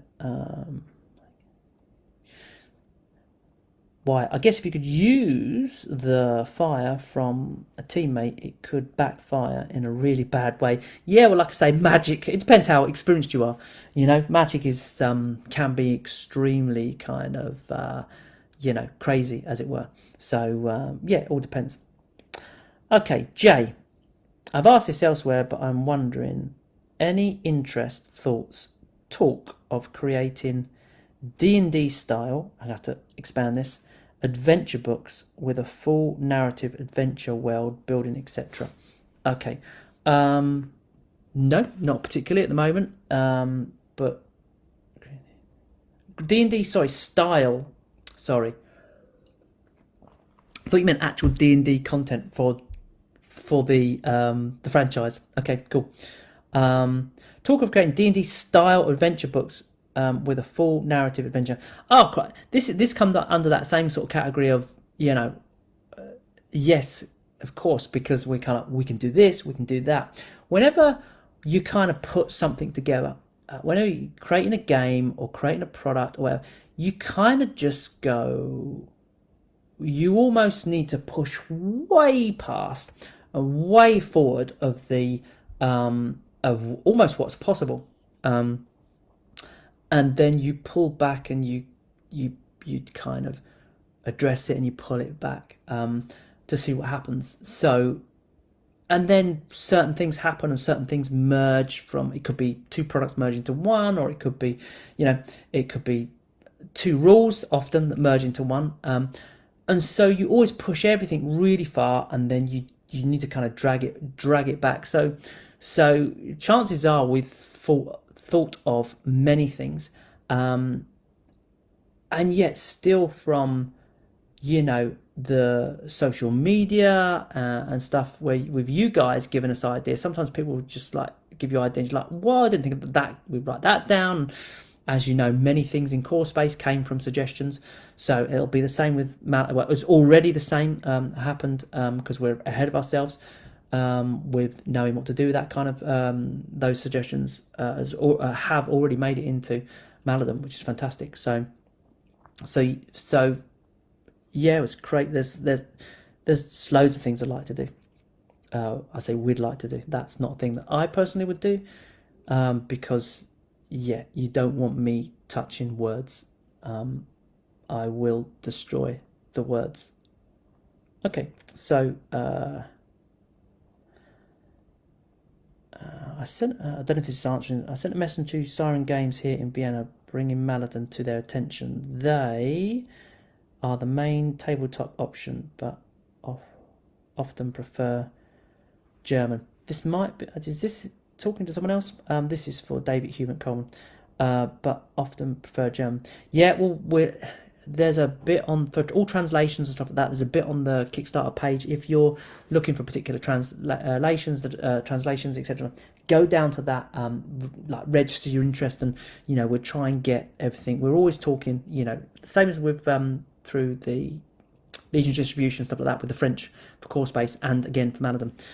It's like just being able to do that. So just go down and do that. That's better. Okay, so this is still same conversation.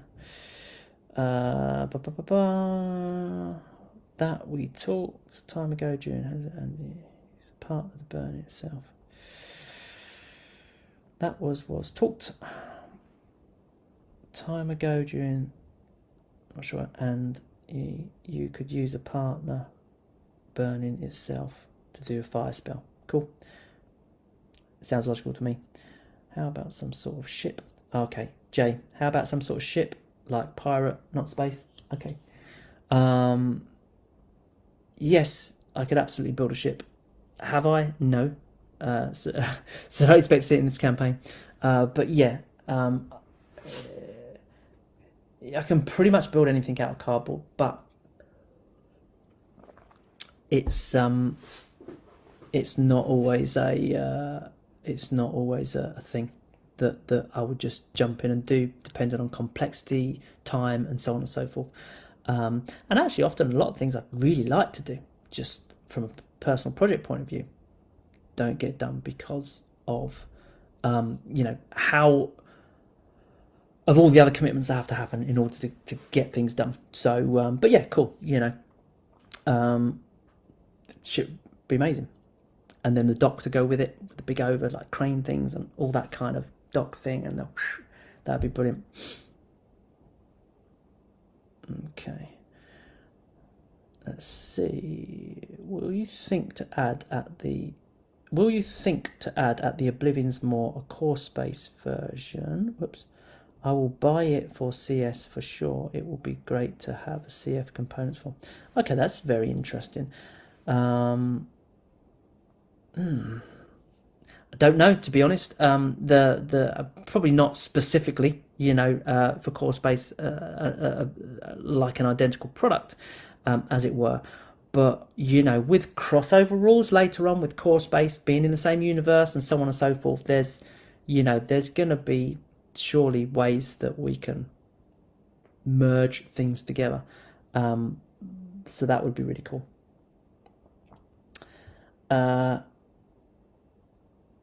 Eccentric marsupial, I think. Have you any plans to use variations of card, e.g. thickness or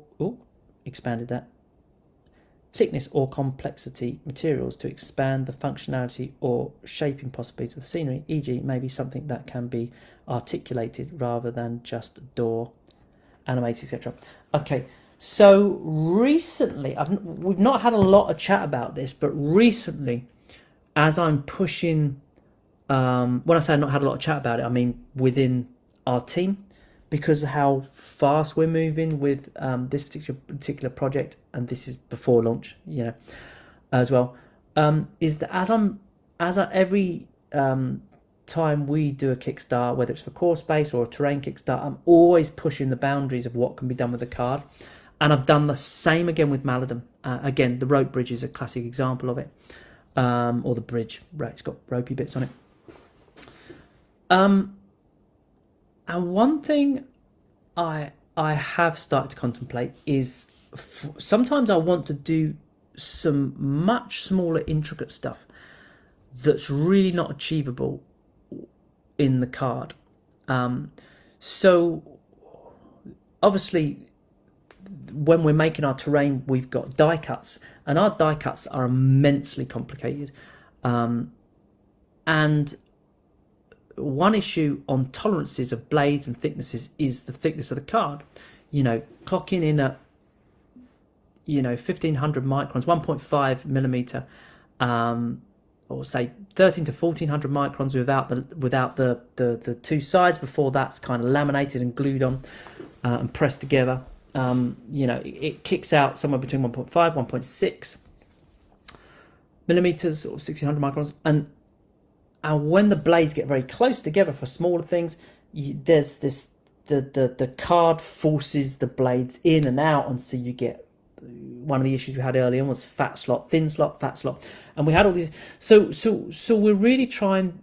I'm really trying to push things, and there's parts where I'm kind of like, I'd like to do like a small lantern or something like that, and I can make a lantern easy, but then it looks too big to the miniatures and stuff like that. being able to work in a thinner card specifically for that would allow me to then make some of those things. And so I've kind of been doing nothing with that, but contemplating that ability to do that. What it does mean is that, we'd have to justify it with enough components to produce the tool that does that thing so that it would then complement. So it's a possibility that you would see some of that in future, either terrain and or game sets, expansions and stuff like that. So yeah, it's a very interesting question, and it's something I've thought about a few times throughout the Maladum project. So at some point I'll probably mock up some designs and send it off to one of our manufacturers and be like, see how this works, and get it back and do some prototype and just have a little play over time and see what we can achieve. And once we know what that is and how we can do it and work it, etc., then yeah, that if that's providing that works, that could easily see itself into the into the process, as it were, which is kind of cool. So yeah, interesting you picked up on that, because it is something that keeps cropping up. Yeah. Now you're just gonna do ideas. Let's have a look. What size are the miniatures exactly? Crikey, I need to get my ruler out. I'm joking. Let's have a look.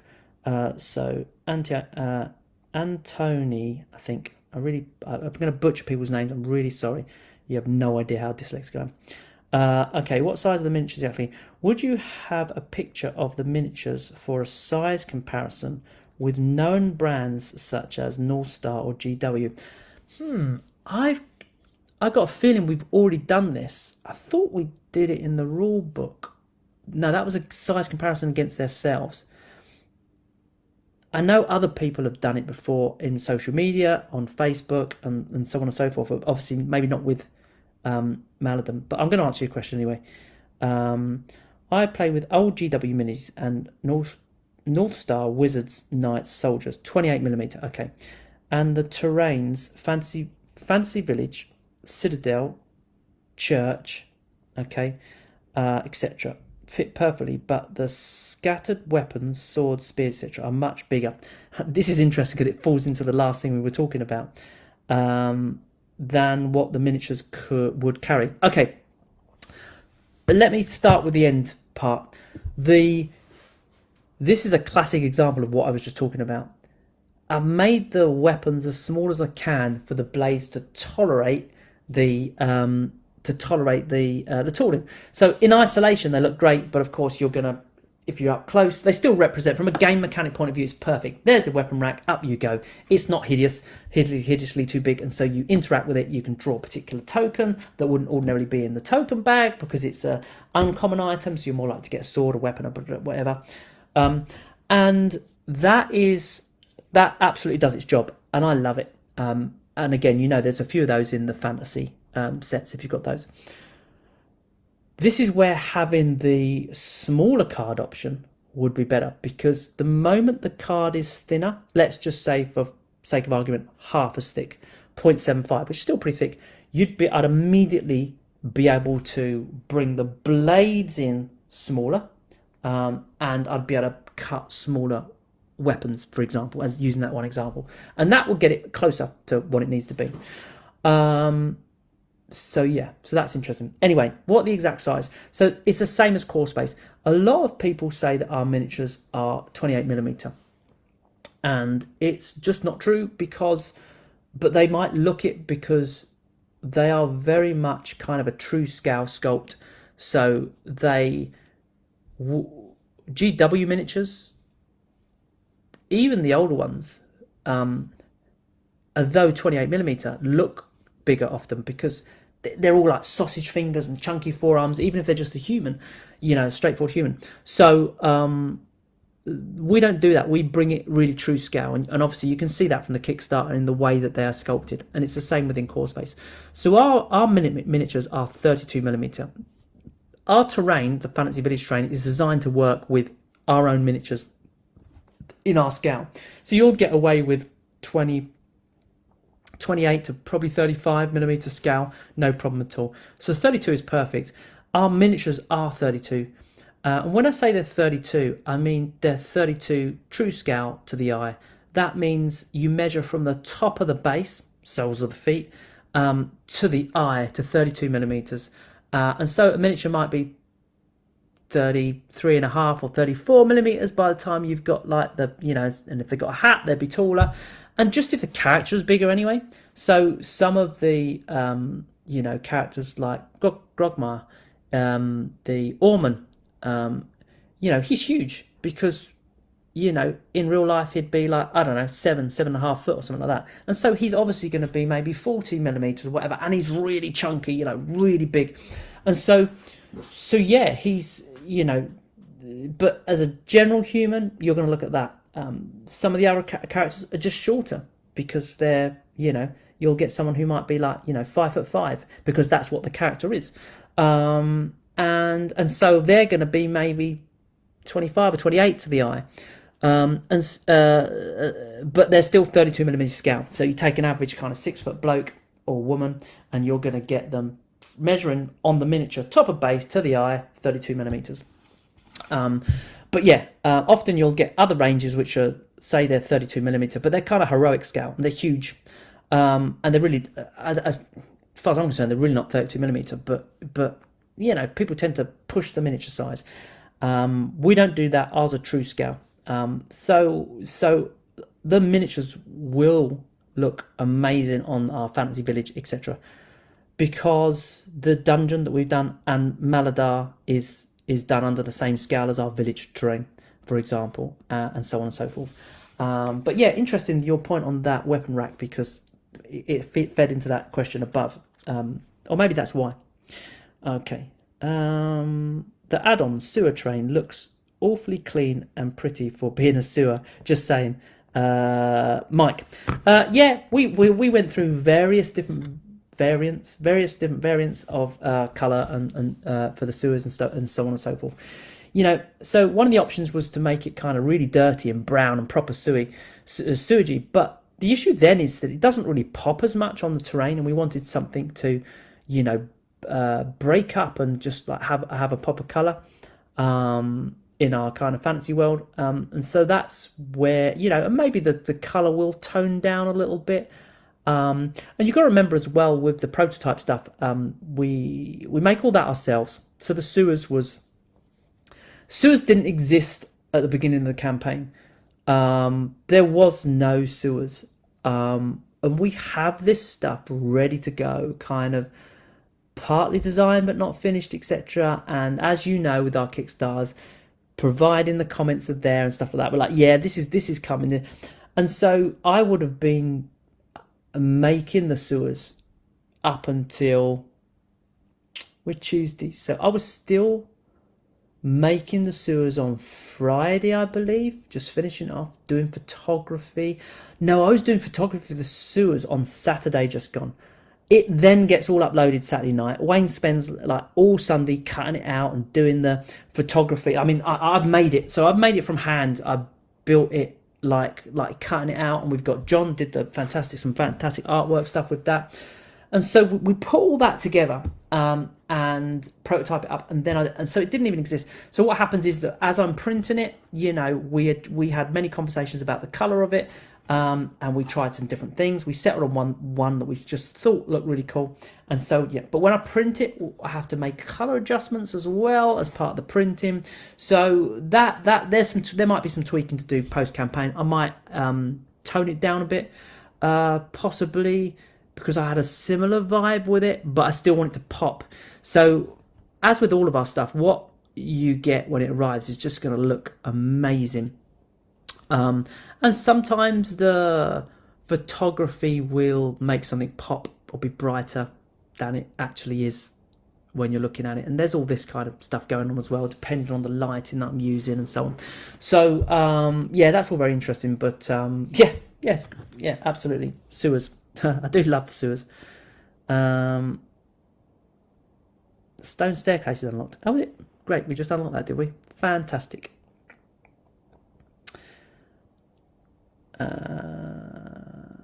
28mm heroic. Yeah, even do Games Workshop May look a bit higher because of the base. Yeah, exactly.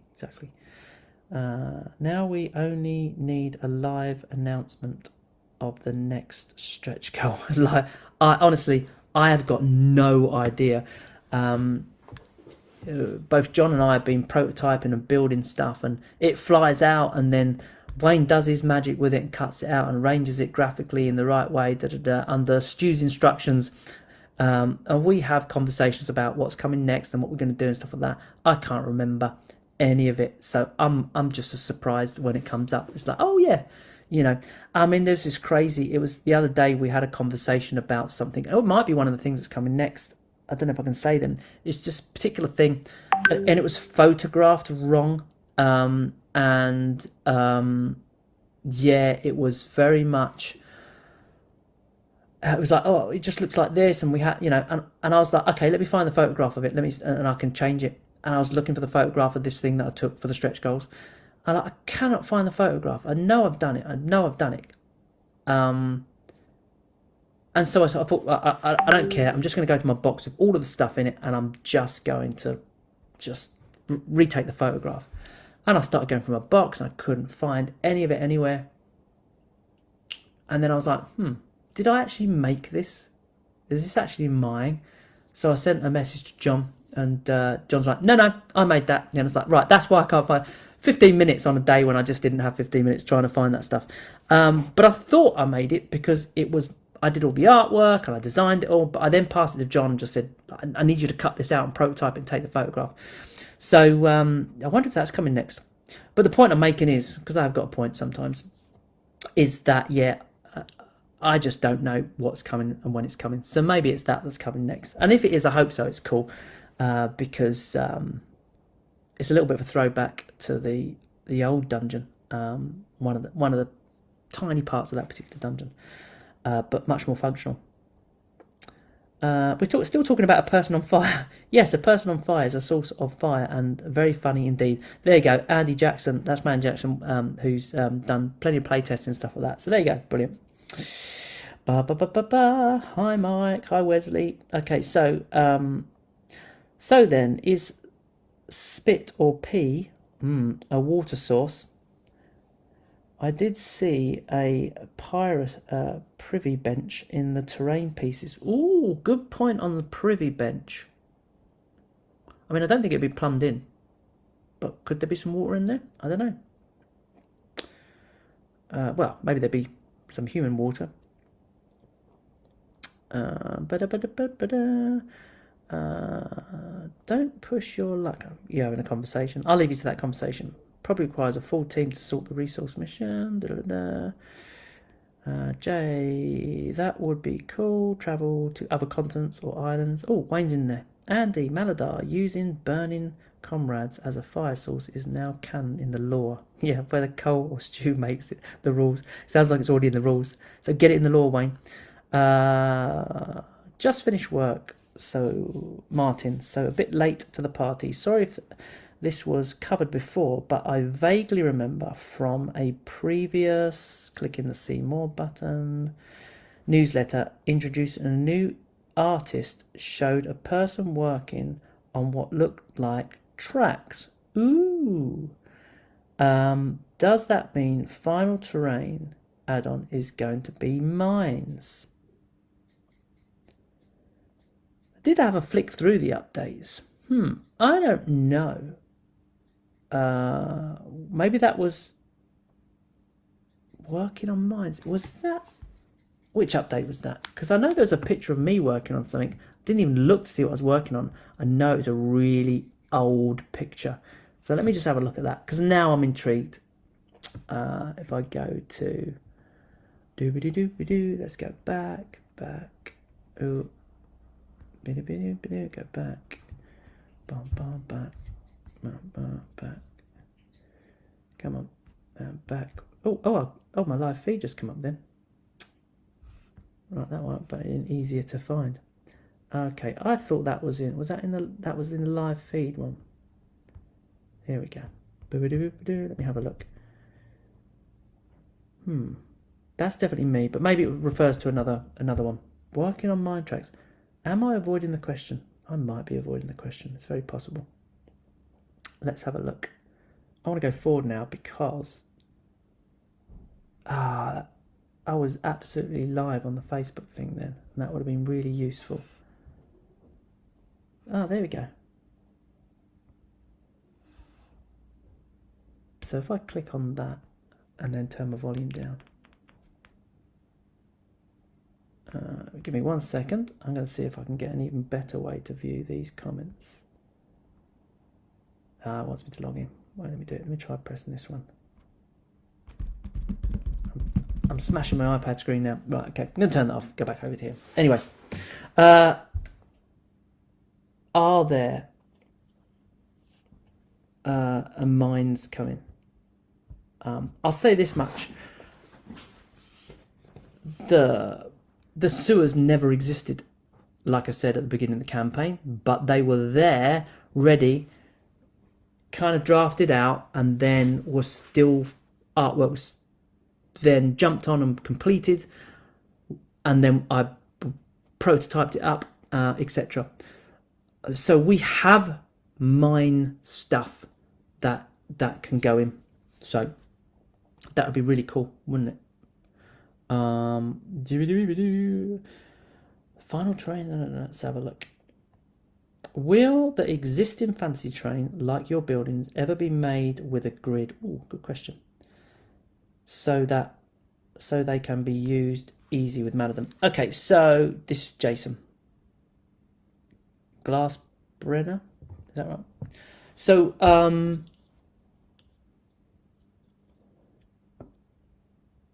some of the Maladum itself is designed to work on a grid, but is also designed to work without a grid. So I'm going to pull you back to Core Space. Original Core Space didn't use a grid, but you could play it using a grid. There was two kind of options to play it.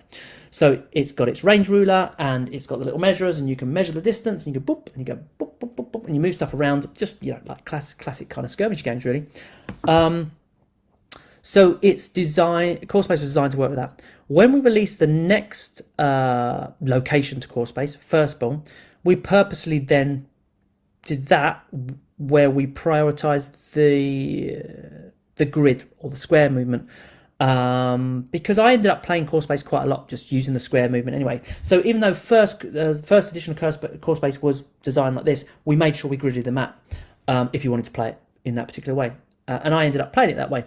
So when it comes to Firstborn, we ported it that way and made that the kind of main way to show you how to play it, with the option to play it without the grid. With Maladum, we've done the same. We've gone straight to the grid, but with the option to play it without. So your range ruler's got your little, it's also got the, you know, the 25mm 1 inch kind of markers on it, so that you can actually play it in the open anyway.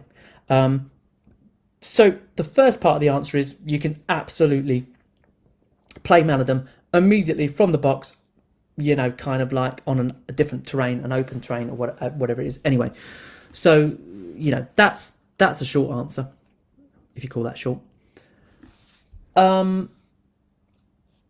We have done gridded mats in the past for others, I believe, for a different company that wanted to do that, and you could always swap out. You could always get you swap out the grass mat for a gridded grass mat.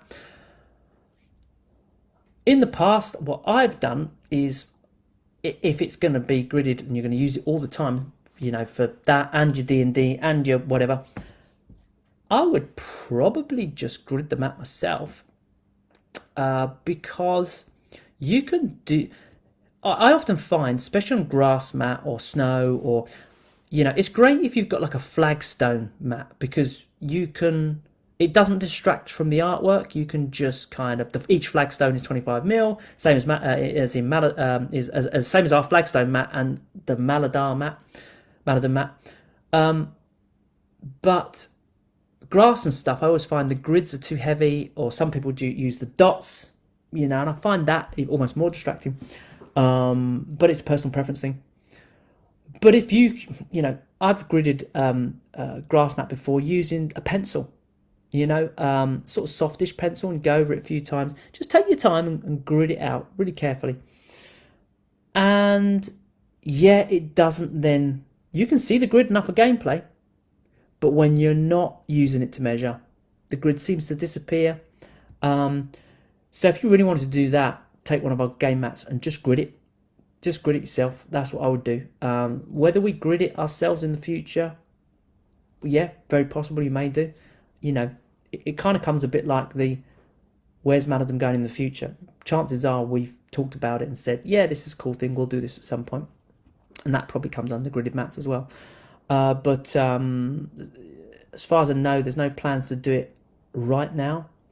Because if it is, I'd probably be gridding one. And I'm not doing that. It's possible that John is. But yeah, I think that I'm just trying to think. If I was playing Maladum regularly and I did a whole campaign through Village and our Citadel and through the battlefield and so on and so forth, I'd probably grid up a 3x3, and then just use that as the base under each of those. That would be really cool. And then when you go in the Citadel, I'd use our flagstone mat anyway, which is gridded. So yeah, don't be shy. Don't be shy. If you're going to use that grass mat all the time anyway, for things that are going to be gridded, just grid it up yourself. And if you're not too bothered about how strong the grid is, then use a coloured felt pen. You could probably use a dark green to grid the mat, so it's dark and it sticks out, but it's not as powerful as like a black marker. You know, so you might find maybe a Sharpie. You could try experiment. Shouldn't bleed. If you've got an old mat or something like that, you could test it. I don't know, but I would you know, so no major plans as far as I'm aware. Don't see why we can't do one. But yeah, don't stand on ceremony. Just grid that bugger. That's what I say.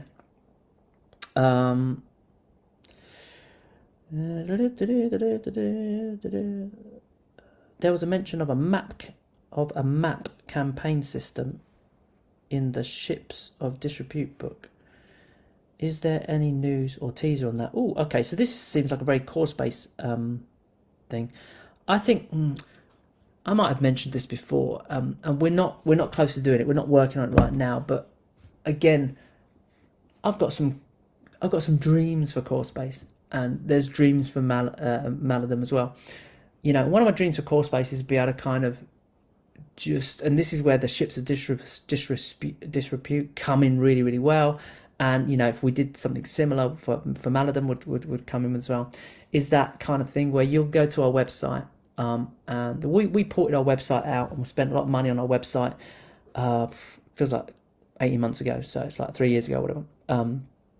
So the ability that gives the control and the ability to add things to it, and we my dream is to be able to kind of go to a star system, grab your crew, go to a star system and just go, I want to start on this planet. Click it, it comes up, you know, and then go, right, I want to start here, and then go zip, and it comes up, and then that'll give you like, I don't know, three missions to play through, or if it's Maladum, 3 quests to play through, you know, on a location.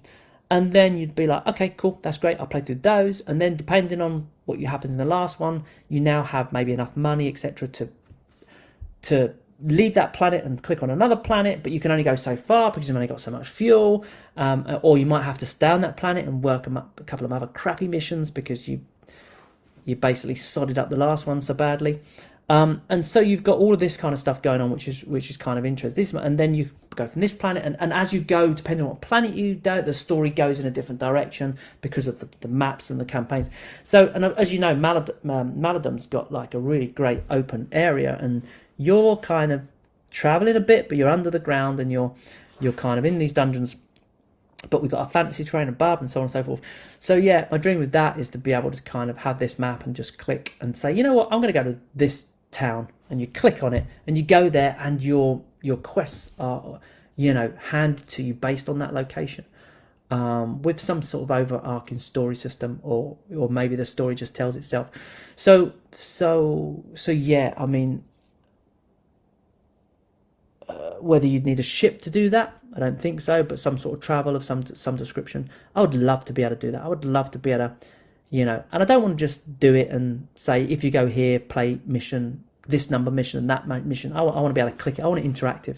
I want to be able to click it and then the town comes up and you'd be like, get some background information about the town, and you're like, well, I'm going to go to this tavern and stay here, and depending on the people you meet in that tavern, that's where the quests come out. That's the sort of thing I'm looking for. But again, we can't do all of that. We've just got to get out there, you know, and just make this game, well, it's already solid, but you get this game, make it solid, make it, just get that experience, and then develop that new stuff as well. So that's really cool. So yeah, is that a teaser? I don't know. We're definitely not working on that kind of thing I'm talking about, but that's what I want to happen. It's talking about fires. I know they're fire arrows, but is there more you can tell us about crafting? No, there's not. But the reason is because we're doing a lot with crafting, and we want it to be a particular thing in a certain way. So we're still having lots of discussions about how that works and just tweaking it and stuff. But yeah, crafting is really cool. So it's more complex than the crafting that we get in Firstborn. Firstborn crafting is really cool because it's really simple. So when you go into the alien kind of catacombs, you have this option, if you've got the right tools with you, to mine, you know, like the gadgets to mine the walls and pull the crystals out. You dip into a bag, you pull out and it'll have a triangle. The triangle's either green, or it's, of which there's lots of them, or it's orange, which are a little bit rarer, or it's purple, which is super rare. It's like 2 tokens in there. And depending on those combinations, you can then craft, with those particular alien minerals, you can then craft new weaponry. That way, you still have to buy that weaponry because it costs money to craft it, but you on the back it'll have the cost of it. So in Maladum and Core Space, on the back of the weapons, you have the cost to buy and the cost to sell. And in Core Space, it'd be the same. You've got to buy and sell, but also underneath the buy, it might have like a purple and an orange triangle, or a green and an orange, or just a green or whatever. And that is going to then be able to tell you exactly what elements you need to craft. Now, Maladum's is a step above that, as we're planning at the moment. So, yeah, stay tuned for that. I don't want to tell you stuff that's not true. So I'll watch that. But yeah, we've got big conversations about that. What, in your opinion, makes Maladum different from Core Space Firstborn from the mechanics point of view? Okay, so the core mechanics are the same in the fact of movement, actions, pegs to track health, pegs to track skills. There's no ammunition. Well, there is ammunition, but it's not tracked by pegs in Maladum. The magic is tracked by pegs. In the same way that, you know, skill point. When I used to play the Star Wars games, there were no skill points. There were force points, you know, which could be spent on skills for people who didn't have the force, like Han Solo and stuff like that. So mechanically, in many respects, it's the same, but only because it's built around the same world physics that I really like, which is like, you know, it takes a certain amount of time to do this. It takes so actions is based on that, which is based on time, based on the distance you can move, and so the way they're the same is the fast pace of play. You have all of the decisions. This is Core Space and Maladum together. You have all of the decisions you make between missions, or between quests, missions in Core Space, and then all of those kind of RPG elements. You don't have to then manage that in game because they're all set out for you based on your choices. So when you play, you have this kind of RPG thing happening between games that then affects your games because of the choice you make. And then you get the fast-paced skirmish game based on your actions. So once you get used to it, it really is fast-paced. And that stops you flicking through rule books, and it stops you coming away from the game and just bringing yourself out of the story. In that respect, they're the same. But using those as the parameters, Maladum has been built from the ground up to achieve, one, the fantasy flavour, especially with the Core Space is very much a ranged game with some melee. Core Space is a Maladum, sorry, is a melee game with some range, and of course then you bring in the magic. So it feels very fantasy because of your choices and your skills and your progression and the campaign and the environment and the magic in general. This huge kind of additional mechanic added to the game, essential of course. So in that respect it just feels fantasy right from the start, absolutely. And of course the artwork and everything like that, for the characters and the story and the lore obviously all supports that. The other place it's different is, though it's built on the same mechanic, which is that for me that perfect mechanic. And it's got similarities. You're searching a chest, a treasure chest maybe, instead of a cargo crate in Core Space. The other reason building up from the ground means that we learned a lot through Core Space, and so we've made sure that as we built it up, we've made sure that the game can progress nicely. The game can expand without overcomplicating stuff. So we don't have to keep adding additional rules to be remembered. The new stuff will plug in and support existing rules, so that everything is a little bit more logical, and you'll have less issues with the more expansions you put in, the more you have to remember. You won't have that problem with Maladum, and it's not even a problem with Core Space really, especially if you're playing regularly. So the way I would play Core Space, for example, if I've got all the expansions, I think Core Space comes with 20 cards or 25, 20 cards in its deck. By the time you've got all the expansions, which funnily enough I have, you've got a deck of like 48 cards or something.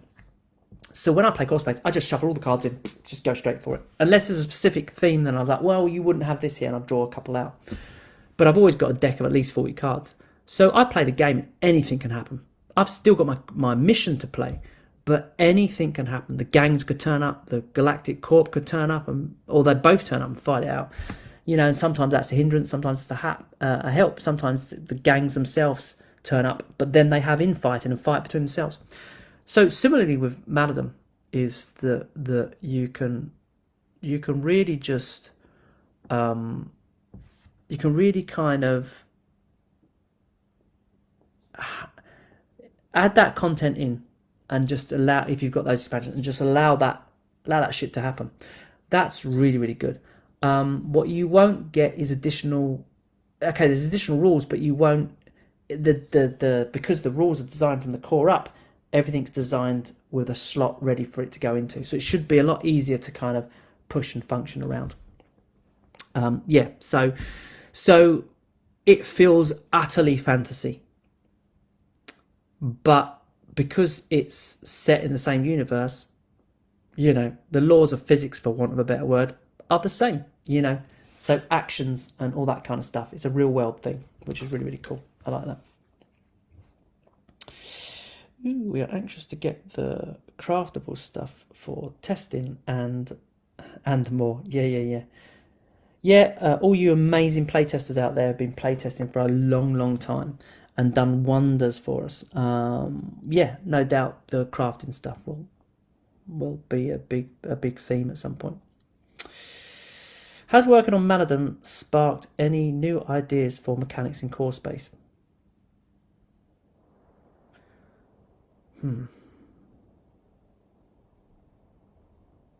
Yes. And I'm moving on very quickly because I do not want to. I am terrible for. I'd love to talk about this, but I can't. So, because then I'll be in trouble with myself, and I can't handle that. Will you be making assembly videos for the dungeon terrain and add-ons? From Brad, yes, absolutely. I will absolutely be doing that, or someone will, if it's not me. Well, but absolutely doing that. That's kind of a given for us. Hey, Keith.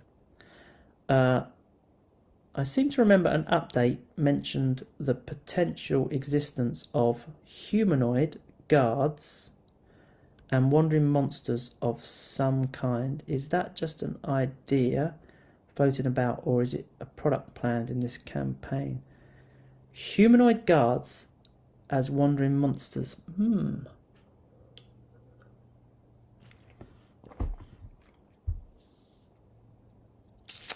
I wonder. Does anyone else remember that from an update? Have a look. Because I don't remember that. But I know there's... I'm not sure how many you've seen, but I know there's wandering monsters to come. I'm sure there is. More. I mean...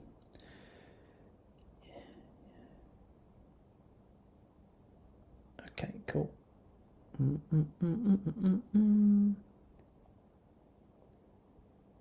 Even a teaser about crafting is great.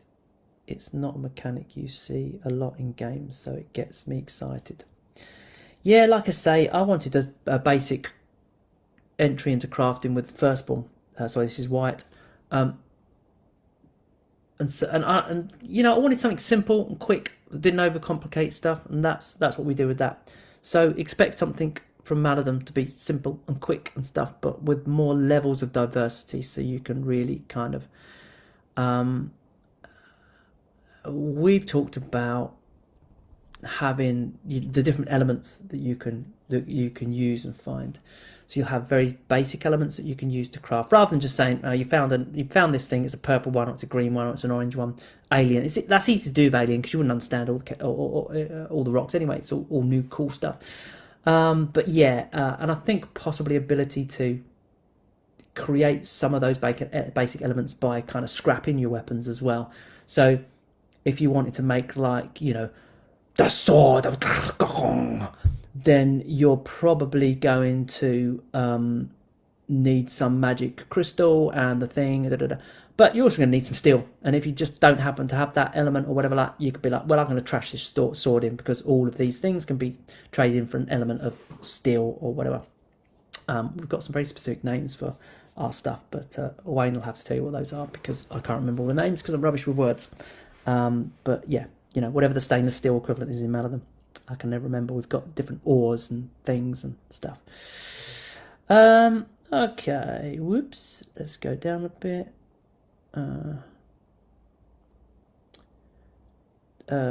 Joe's or Josie, will there be a Spanish translation? Go on the Kickstarter page for us. Go down to the bit that talks about translations and register your interest there. That will help us answer that question for you for translations. We're really trying to nail down on translation stuff as well. So yeah, please do go on there and just register that interest. That's going to really help us. That really will help us. Please do that. Can't answer your question about that, but if you go in there, that's one step further towards particular translations. Like I say, we've already got the French, that's in the bag, but we need to pull the interest for others. Let's have a look. Just a word to say greetings. Your games are great, and you like human too, but I prefer a cat. You make a really good job. Thank you very much. I assume you're talking to me, not someone else in the comments, but I'll take it. I need compliments sometimes.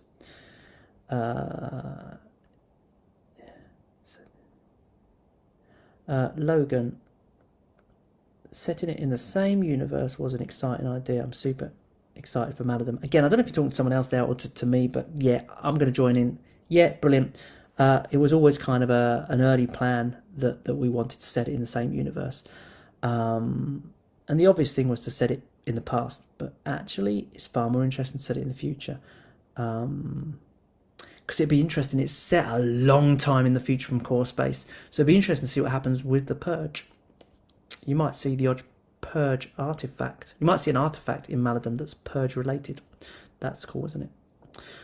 Is the humanoid guard thing maybe denizens?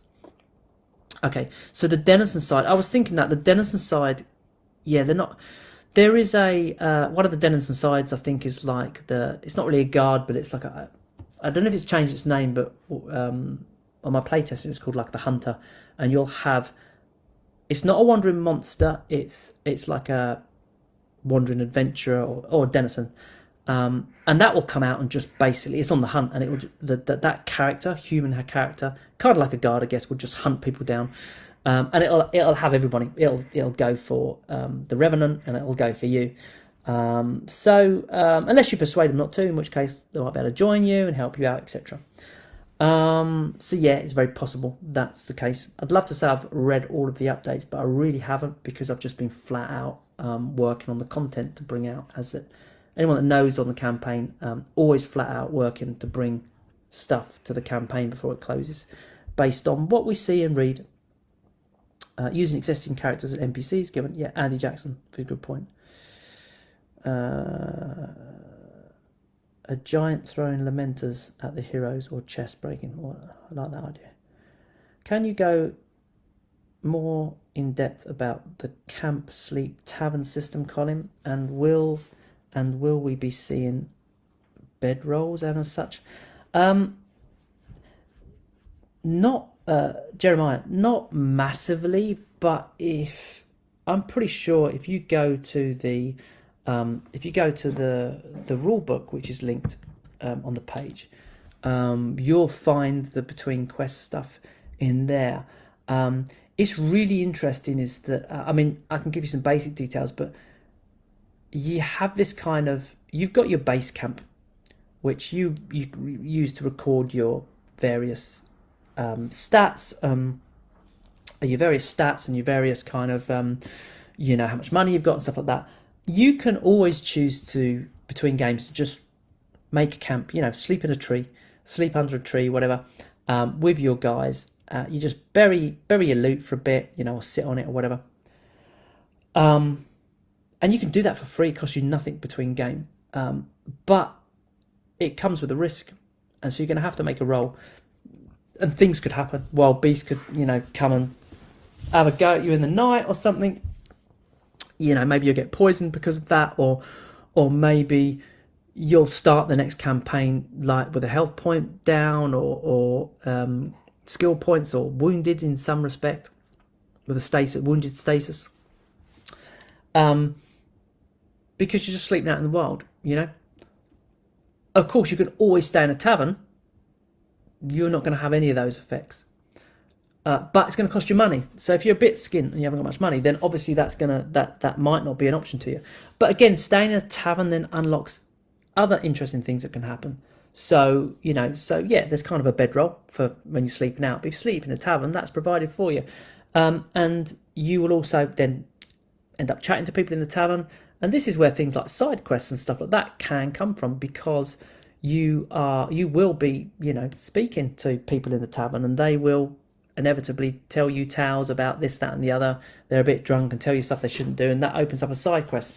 And so there are opportunities for you to pick up interesting stuff. So there's more details about that and in the rule book. But it's great. It's great to be able to have this kind of choice between, before you even start your trading from the markets and buying new weapons and all that kind of stuff. There's these abilities to do that, or to quest for a rare item, or just have access to this particular item that you wouldn't ordinarily do, and so on and so forth. So and side quests, and and avoiding the beast that might attack you, or the robbers that might come and steal some loot from you, or a weapon. God, that's not good at all. So yeah, a little bit more detail there, but you really get into that rule book for that. Logan, from an art creation standpoint, how long does it take you to create and make a prototype for an idea you have? I just picked up and built the shuttles you made for Core Space, and those things are so intricate. It must be a lot of work creating some of these things. Also, are you able to talk about your process for creating these awesome structures and ships? Okay, so this is another example of how things come about. When we was doing original Core Space, the shuttle did not exist, and I did not want to make one because of some there's a lot of rules which I still stick by, but I'll break some to do with cardboard that you just don't do. So for example, I can make a really cool cardboard tree, but I won't do it because no matter how cool it is, you will kind of see that it's cardboard. So if I've got a fantasy building like a townhouse, that cannot look like cardboard because of its flat structures, and it will just not look like cardboard. Put a cardboard tree next to it, no matter how good that looks, then the tree looks cardboard, and immediately the house looks cardboard because it kind of pushes it in that direction. So there's certain things like that. That's one thing. Vehicles is another one. When we was doing the urban apocalypse, I think we had suggestions. Can you make a car? Can you make a plane? I'm like, no, because they always look like cardboard. With core space, it was a similar thing. The shuttle didn't exist at the beginning of core space, and I had no intention of making one. And it wasn't until quite near the end that people were just like, shuttle. I'm like, I don't want to do a shuttle because I don't want to just do something you can't go in and you need to go in. You have to go in everything. This is battle systems. This is what you have to do. If it's a building, you can go inside it. If it's a vehicle, you go inside it. And so eventually I caved and I was like, okay, I'll do a shuttle. I think it took me about a day to design it. I probably spent 2 days on the artwork,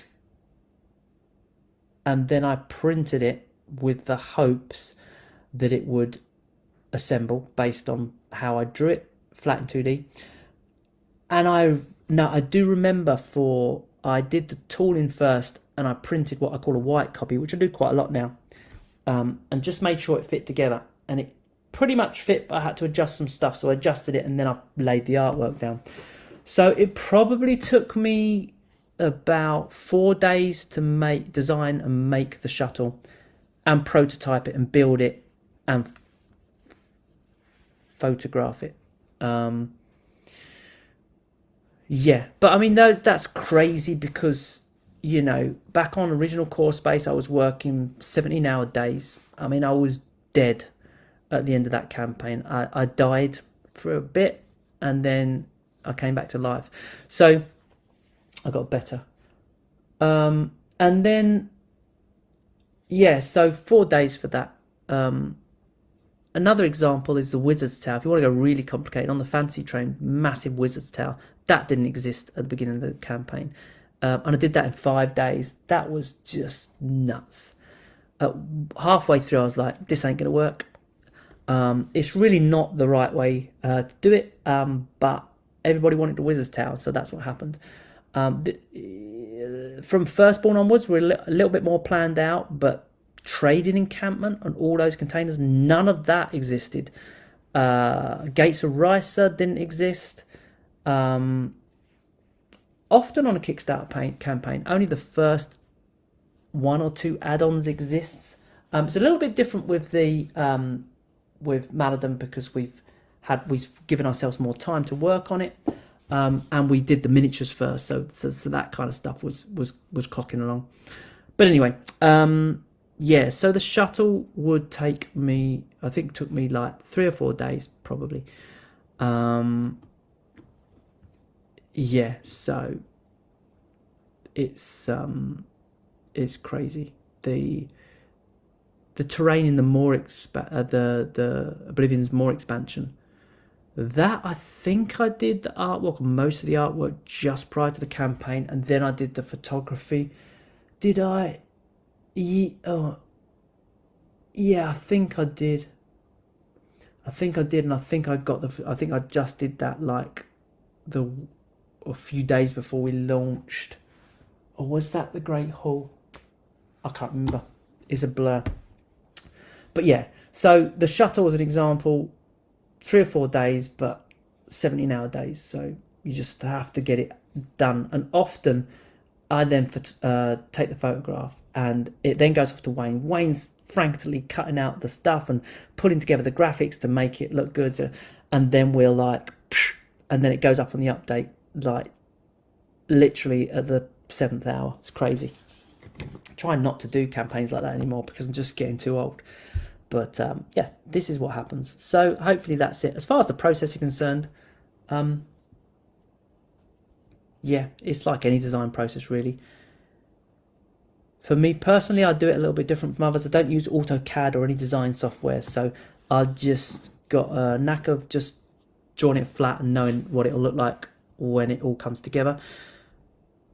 So I often just think of an idea, plan the tooling in flat, do the artwork, print it, cut it, fold it, take the photographs. That's pretty much it. I will often do white copies now with some of the more complicated stuff, because I find that means where I just get a piece of cardboard and I literally just get a pencil and I draw rough shapes, really rough, and I kind of cut it out and just start moving it. And once I get to a stage where I look at it and go, oh, that looks like it could be a thing, I can see that how good it's going to look, hopefully, when it's finished, regardless of how rubbish the white copy might look. And then I'll take that particular white thing and I'll produce it. So without breaking down too much my exact process, but I don't use any software or anything. It's just bog standard, traditional, figure it out. I'd like to say that I remember at school when I did things like computer aided design, that I remember all the geometry. I did engineers drawing and stuff like that, drawing electromagnetic clutches expanded and all that kind of stuff. That's all cool stuff, and slightly boring. But I can't remember any of the maths or geometry from that, and that would really help me now for some of the more interesting angles. What is the maximum amount of heroes in a party? Obviously, core space you can hire more than 4. I think not that I have had a bigger gang than 4 at present. Maladum, the same is 4. If you're doing custom stuff and you're creating your own quest or campaign, and it's just crazy hard, then you can homebrew that straight up and have as many as you like, and have extras if you like. But the 4-party thing is perfect. It's a really nice, and yes, you can have more. They just won't come in with you. So you got to choose who you want to progress, and and so on and so forth. So that's pretty much stays the same. And it's a really nice way of doing it. Sorry, that was Anthony. Edward. Oh no, I think it was talking about guards. One of the hidden locations. Yeah, maybe I'll let you carry on that conversation. I've got to keep an eye on the time as well, haven't I? Wow, 2.5 hours. What did I think I've just given myself a love heart. How embarrassing. Can I take it back? Or if I press it? Okay.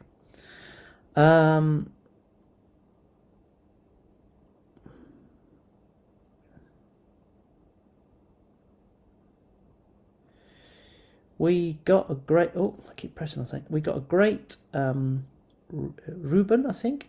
We got a great tentacle mimic. Is the dragon hidden near us? There's no dragons in this campaign. Your big enemy is the Moor. God, that's nasty. If you haven't read it, go and read if anyone hasn't read the Oblivion's Moor update, go and read that. I just love the mechanics of that. Very early on, I wanted to have that particular creature, and I wanted the tentacles to be the health, and I want you, as you hack them off, they're the health pegs, the tentacles, and also the attacks go down, because so it's kind of measuring your attack dice, and it's got the unique dice, and just go and read that. That's better than any dragon in a dungeon, so for me.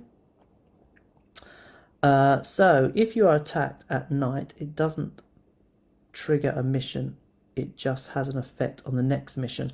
There's there's always options. Check the rules right now for that, but in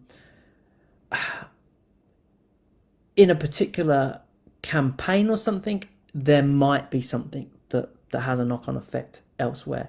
I know the campaign itself is really, and again, this is another update you can have a look. You can where we talk about in the updates campaign. It links through to our website where you can get the full thing. But the campaigns are really designed. The choices you make and where you go and what you do really do affect stuff. The whole kind of here you can have this mission to go and do this thing if you want, and you're like, I don't want to do that, I just want to get on with this because my party's weak and stuff like that. It's like, fine, don't do it then, but be warned that there's a knock-on effect for you not playing the mission, just the same as there is for you playing the quest. Sorry, just the same as there's a knock-on effect for you playing the quest. So that's really cool.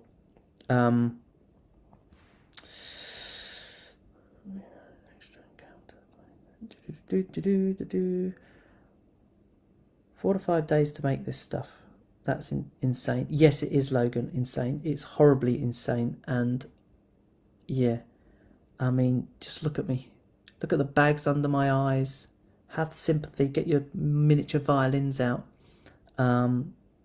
Crikey, you know. I mean, I'm only 24 years old. Look at the state of me. Hats off to you. That's some serious commitment. Well, if I've learned one thing from this live stream, it's that our pledges are in great and capable hands. Yeah, we've been, I mean, you know, on a serious note, been doing this for 10 years now. And hopefully we've got a handle on it. And, you know, it's just not me. It's, you know, especially on Maladum. Although I created core space and the game, the mechanics and stuff like that, you know, it still takes Stu to take all of my crazy crap and just make it legible, for example. And then it's, you know, and with Maladum being such a big project, there's no way I could have handled the kind of the porting of Maladum from the sci-fi to the fantasy, and still continue to do 70 nowadays and produce the terrain and stuff like that. I mean, the crazy thing about Maladum, and one of the reasons why we're much later launching it than we wanted to be, was because it was, for me, it was almost like 2 Kickstarters in one. So normally we'd do a terrain Kickstarter where I create, I don't know, a dungeon, and it'd be like, here's a dungeon, and then you've got your Great Hall and your sewers and blah, blah, blah, blah, blah. And you do something like that.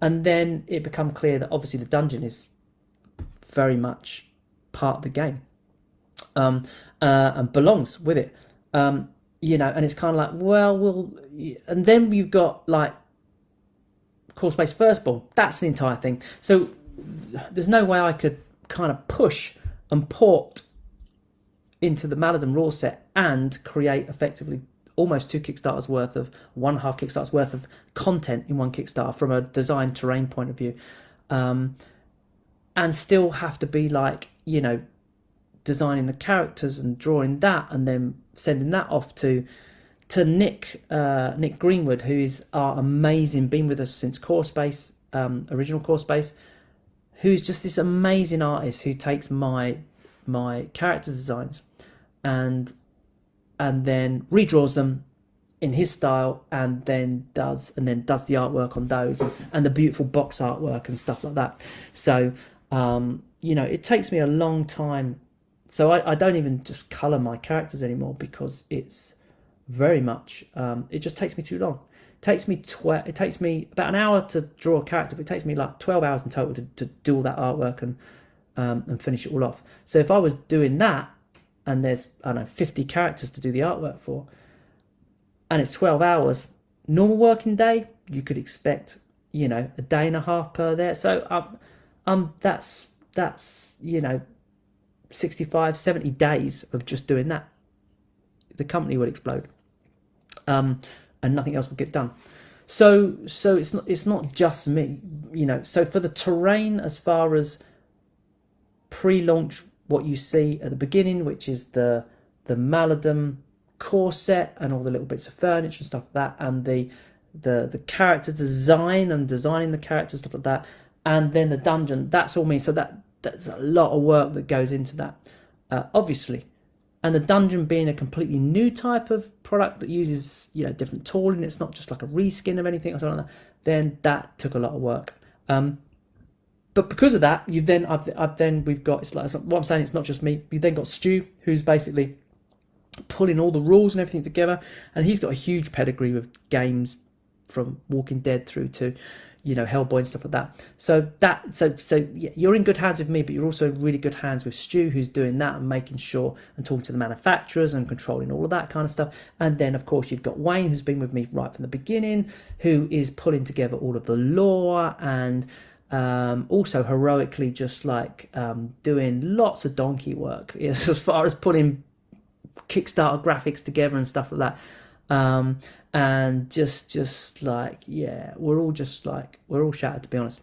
And then we've got Simon, who's looking after retail and stuff like that, because we've got a much bigger retail presence and stuff like that. And Simon's been coming over to help me build stuff. So once I've done done like whatever the stuff is, we're kind of printing it out, you know, and you know, he's sitting there penning things and helping me cut stuff just so that we can get stuff done. So we've got him coming up, and then we've got John, who is helping me with some of the terrain packs. So we've then got, you know, so the sewers was done by John, you know, artwork and stuff and designed. Now we're going backs and forwards speaking all the time because it's got to work in a particular way, etc. But you know, I'm then just saying it needs to do this, it needs to do that, and John's just pulling this stuff out of his arse basically, like I do, which is fantastic. This is just what we need. And so the sewers and the Great Hall and you know, that stuff is coming from John. So it's not just me that is in good hands, it's in good hands with others as well, which is great because it, you know, I can't possibly do 70-hour days anymore. So big hats off to everybody. It's not just me. Let's have a look.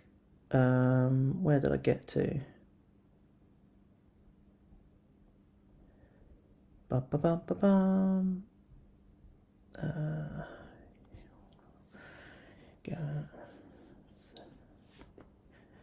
Thanks for all these kind words about spreading the word and appreciate the hard work.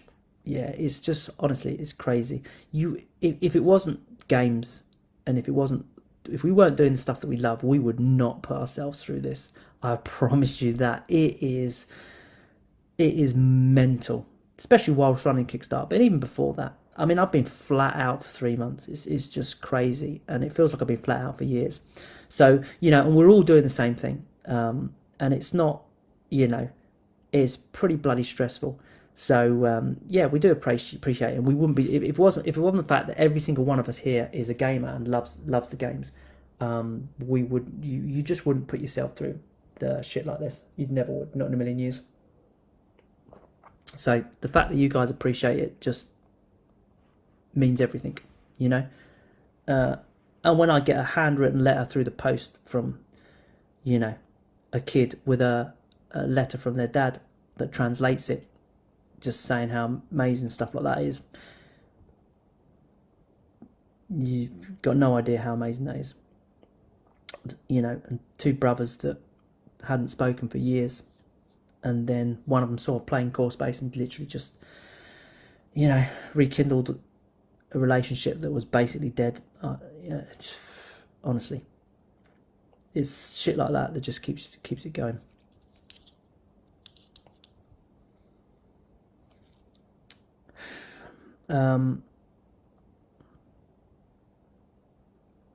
The artwork in core space is akin to music in Star Wars.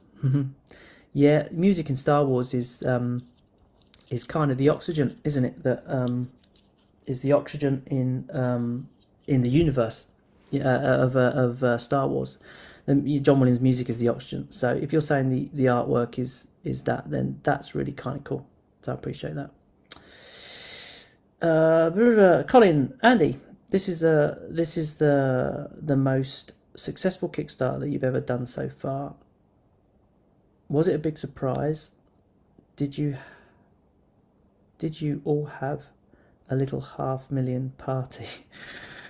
Honestly, no. Sorry, the party. No, we don't have time to have parties.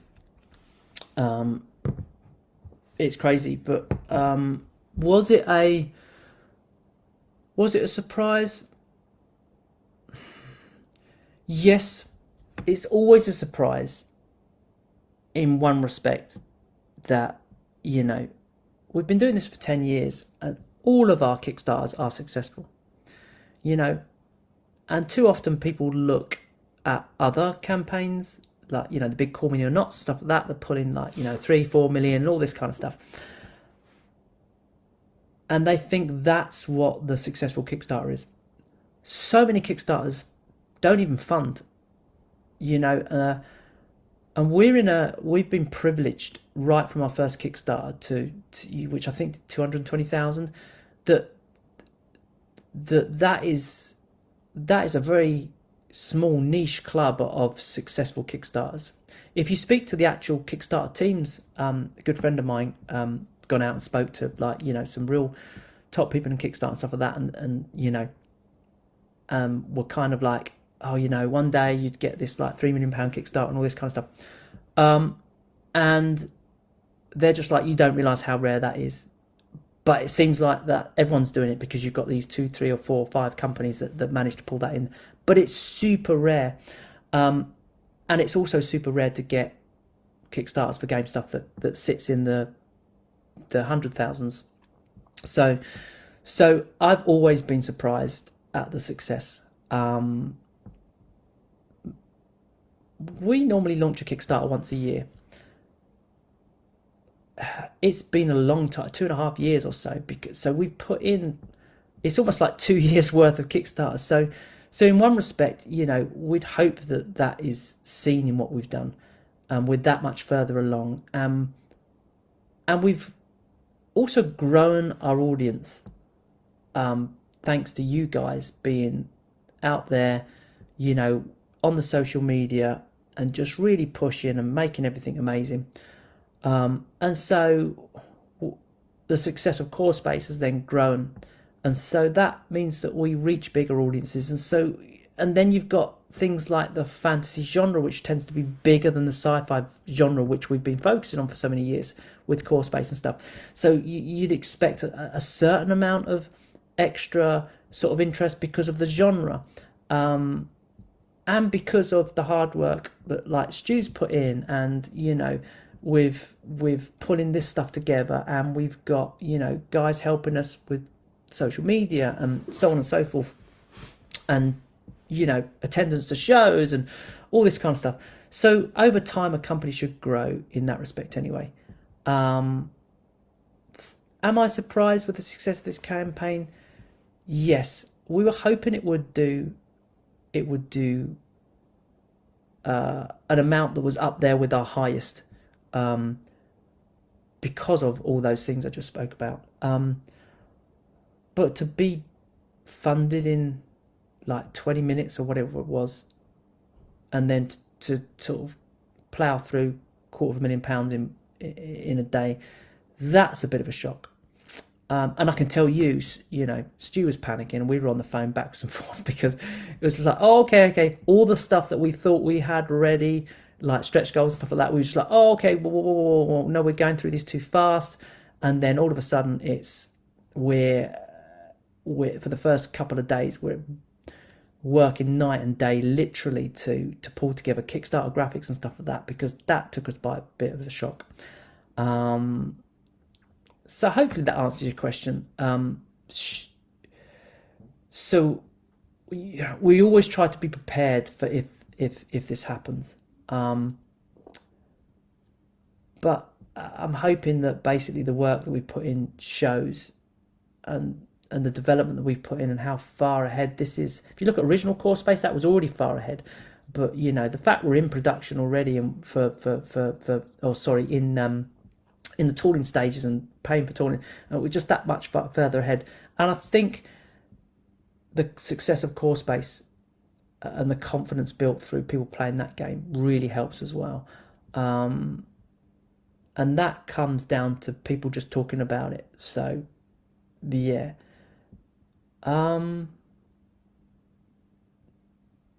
So as a business, you expect to, you know, slowly grow and do that kind of stuff. And I think, you know, we have been doing that, and I think this has just given us this nice little bump, which is really, really cool. Kickstarter's a fickle animal, though, so we could do that, and then the next one will be back maybe down to where we normally are, depending on what type of project we're running and stuff like that. So you know, yeah, but I think it's clear that the game is speaking to a lot of people, and I think that's great, and that's what really, really, really matters. So cool. Yeah.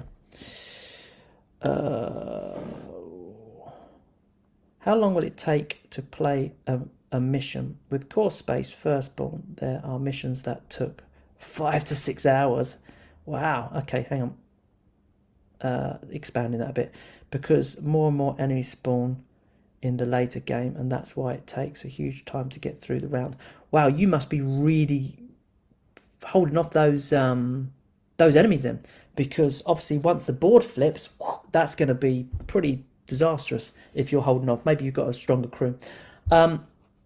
Honestly, you can play through a Maladum quest, in an hour. Some of your early, if you're playing it right, some of your early ones could be that or less, depending on how badly your party is beaten. A bit like Core Space. If you go in there, guns blazing. So if you go in there just like hacking and slashing everything, it's very possible you're gonna be sore in the morning. So, in which case, if you don't want to lose any characters, you end up running, and you might run out pretty quickly. So it might be a shorter quest. But if you play it carefully, yeah, as you get more confident, you can stay in longer. Then yes. Now, when I play Core Space and Maladum, when playtesting, I've had some longer games, and I've certainly played, for example, a 3-hour game. Sometimes there's some talking going on, because I'd stop and we'd have a discussion about mechanics and stuff like that. So maybe that was a 2-hour game. But yeah, I mean, you can. For me, the longer the game, the better, because I really like to take my time, figure out what I'm doing. But it can be as fast or as little, or as long as you want, depending on, how much you push into the dungeon. How much talking you do. Some people just don't talk. They're like bang, bang, bang, bang. You can almost like speed play it. It depends how you play. When I play, it's very much a social occasion. And even if I play by myself, I really, I'll be making cups of teas and all sorts of stuff. I really like to savor it. But yeah, 5 to 6 hours. Game on. I think the longest Core Space game I've ever played is probably 5 hours. Epic game. With Drew again. So yeah, that was cool. That was on a much bigger setup, though. I'd used a bigger setup. I'm so excited for this, Gregory. It's literally like a video game in tabletop form, and it looks beautiful. Wow, thanks, man. Ian, Core Space reveals the cowardly custard in me. What will Maladum unfortunately reveal about me? Yeah, if you're playing Core Space as an example, and you play it as a coward, when you play Core Space, if you just imagine you are not a hero and it's you that have been put into those, what would you do? Would you run in there guns blazing at these weird alien things coming at you? Robots? No, you wouldn't. You'd run in, hide behind a wall, a strut, or duck behind a cargo crate for cover, and just be really careful. That's how you play Core Space. Maladum, as a rookie kind of adventurers, you want to go in the same way. You got to think that you're not these super seasoned adventurers. You want to go out and do your thing and earn your money and stuff like that, but you're just not necessarily. You've got your skills and stuff like that, but this is a real step up for you. So go in there and be careful. Take your time.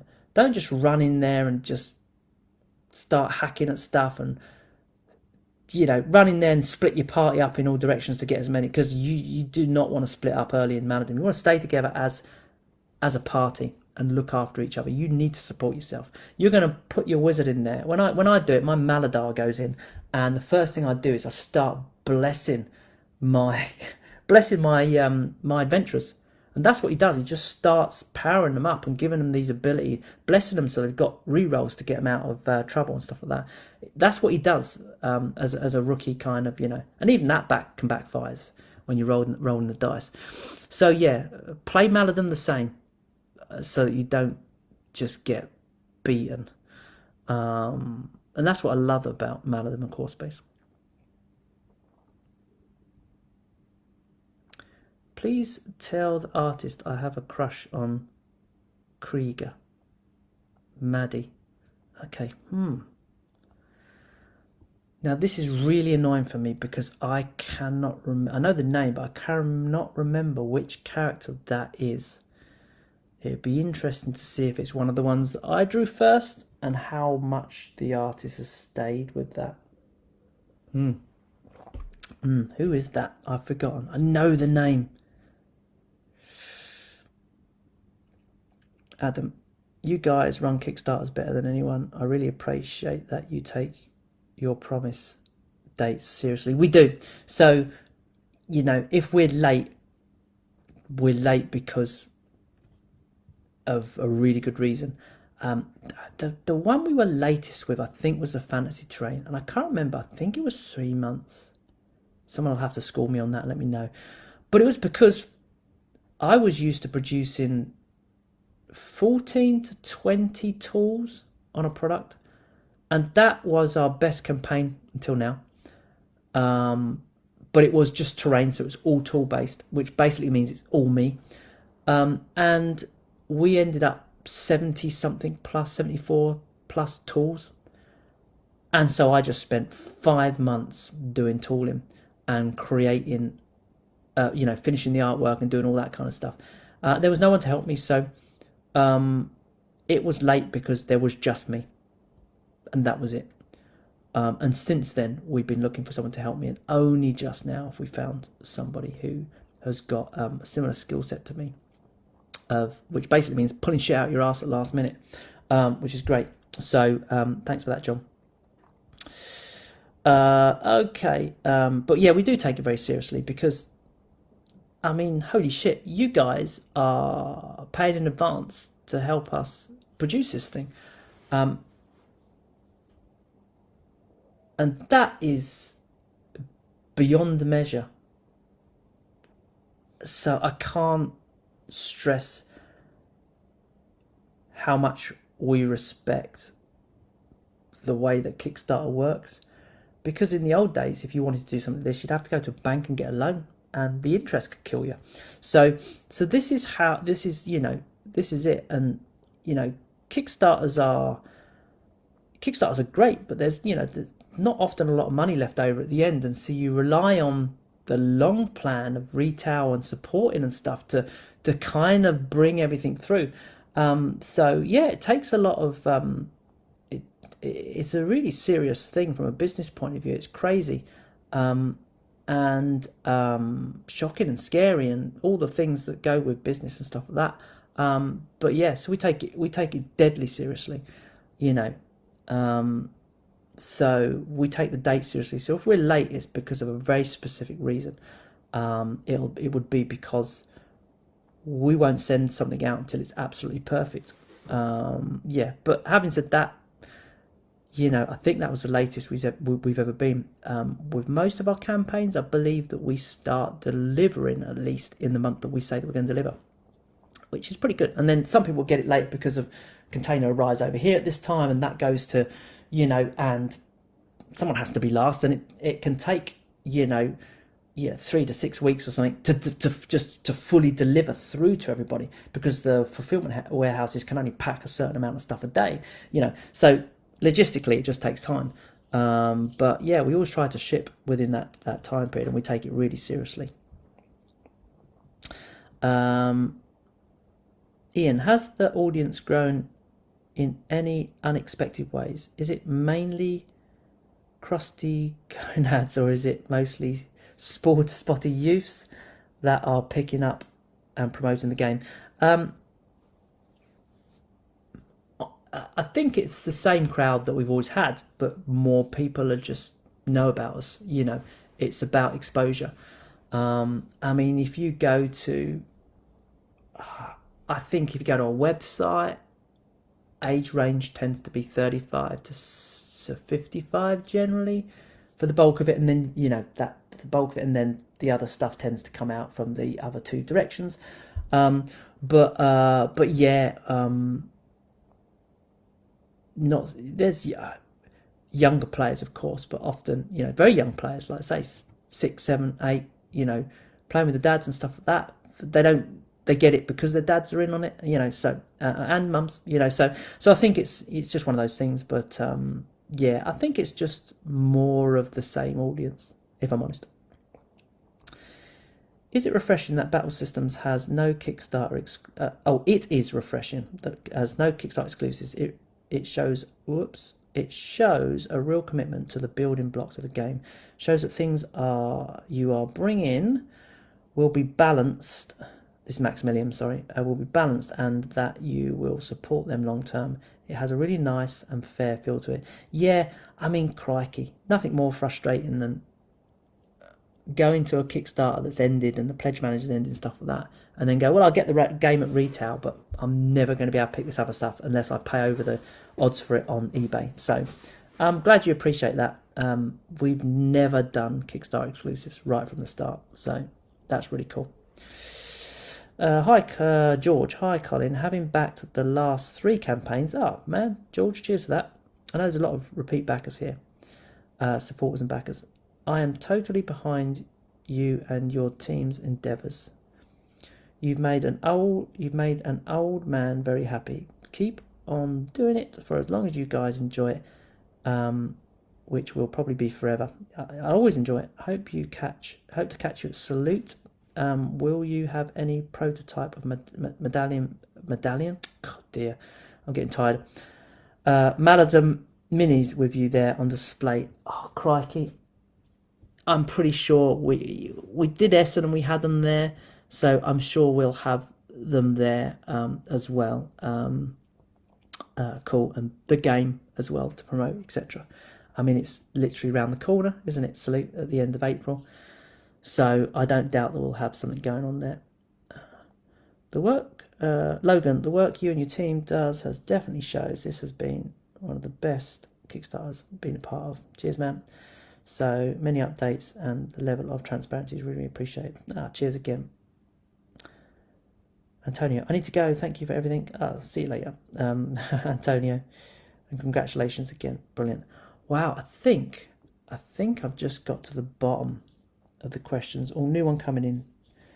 Do you all come to shows in the US by the way? No, we haven't done a show in the US yet. I know there's Gen Con and there's PAX and there's various stuff like that.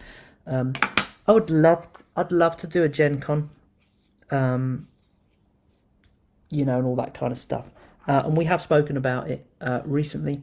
The logistics of getting it there. Our stand is very terrain heavy.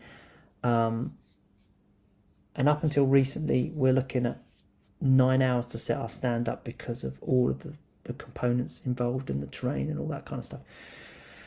Now we've got a better system. We've got pre-built stuff, but we can't ship that stuff over there without it getting damaged. So we'd have to then have that pre-built and stored in the US and then have it shipped.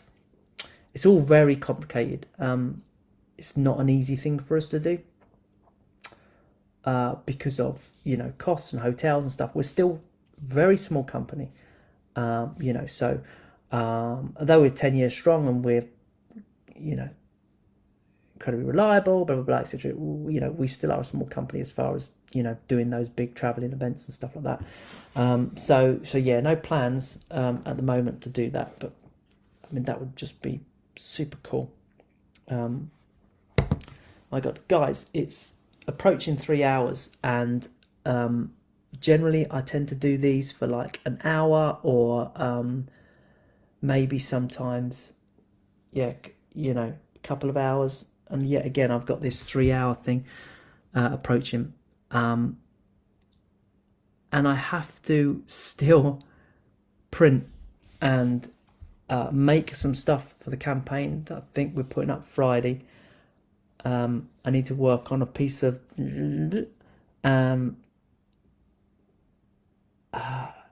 and John's coming up tomorrow to help work on that and do some photography, and then I've got to crack on with some other stuff. So I am gonna have to stop, because I have to stop sometime. But yeah, so yeah, thanks guys. Andy, Ruben, Ian, Logan, Alexandra, Paul, Christopher, you know, everybody that's just like popped in, you know. So I'll finish by saying thanks to everybody for supporting us right off the bat with Maladum. Thanks to all the play testers that have been working relentlessly on everything. We've still got a lot of stuff to reveal. As far as the campaign's concerned, you know, we'll try and give you as much, or we're already giving you a crazy amount of stuff. You know, we could really just stop here and just be like, okay, can I just sit back and chill now? But we've still got some stuff we want to do, and we still want to unlock stretch goals and some other bits and pieces. So we're going to keep doing that for as long as we can throughout the campaign, hopefully right till the end. So thanks, and appreciate all of that. Appreciate all the comments, especially people answering questions for us when we eventually stop and go to bed. Sometimes we just have to stop because we just need to sleep and stuff. And although we might not be in the comments, we might actually be there working because you have to stop and work. So when you guys are answering questions through the night and stuff like that, sometimes we're there working, but we appreciate the help in the comments, whether it be in the updates or whether it be in the main comment section, because we're all flat out actually doing the stuff. So that really helps. Really appreciate it. So thanks to all you guys. And wow, I got through that without a cup of tea. I've literally got a headache now. I'm done for. Finished. So guys, thanks very much. I need to stop. I need to say bye. So thanks for all your help to everybody, and have a cracking rest of campaign. Hopefully I'll come in and join you in the comments nearer the end when it gets to that last 48 hours, if I'm not still plugging away at whatever it is I'm plugging away at, and I can come and say hello if I'm still alive. That would be really cool. So we'll see what happens, but yeah, I'm gonna go. I'm gonna say bye. 2 hours and 55 minutes. I cannot do a 3-hour thing, so I need to stop it. Have fun, enjoy yourself, enjoy the rest of the campaign, and once again, thanks for all your support, and I'll see you later. Cheers, and happy gaming.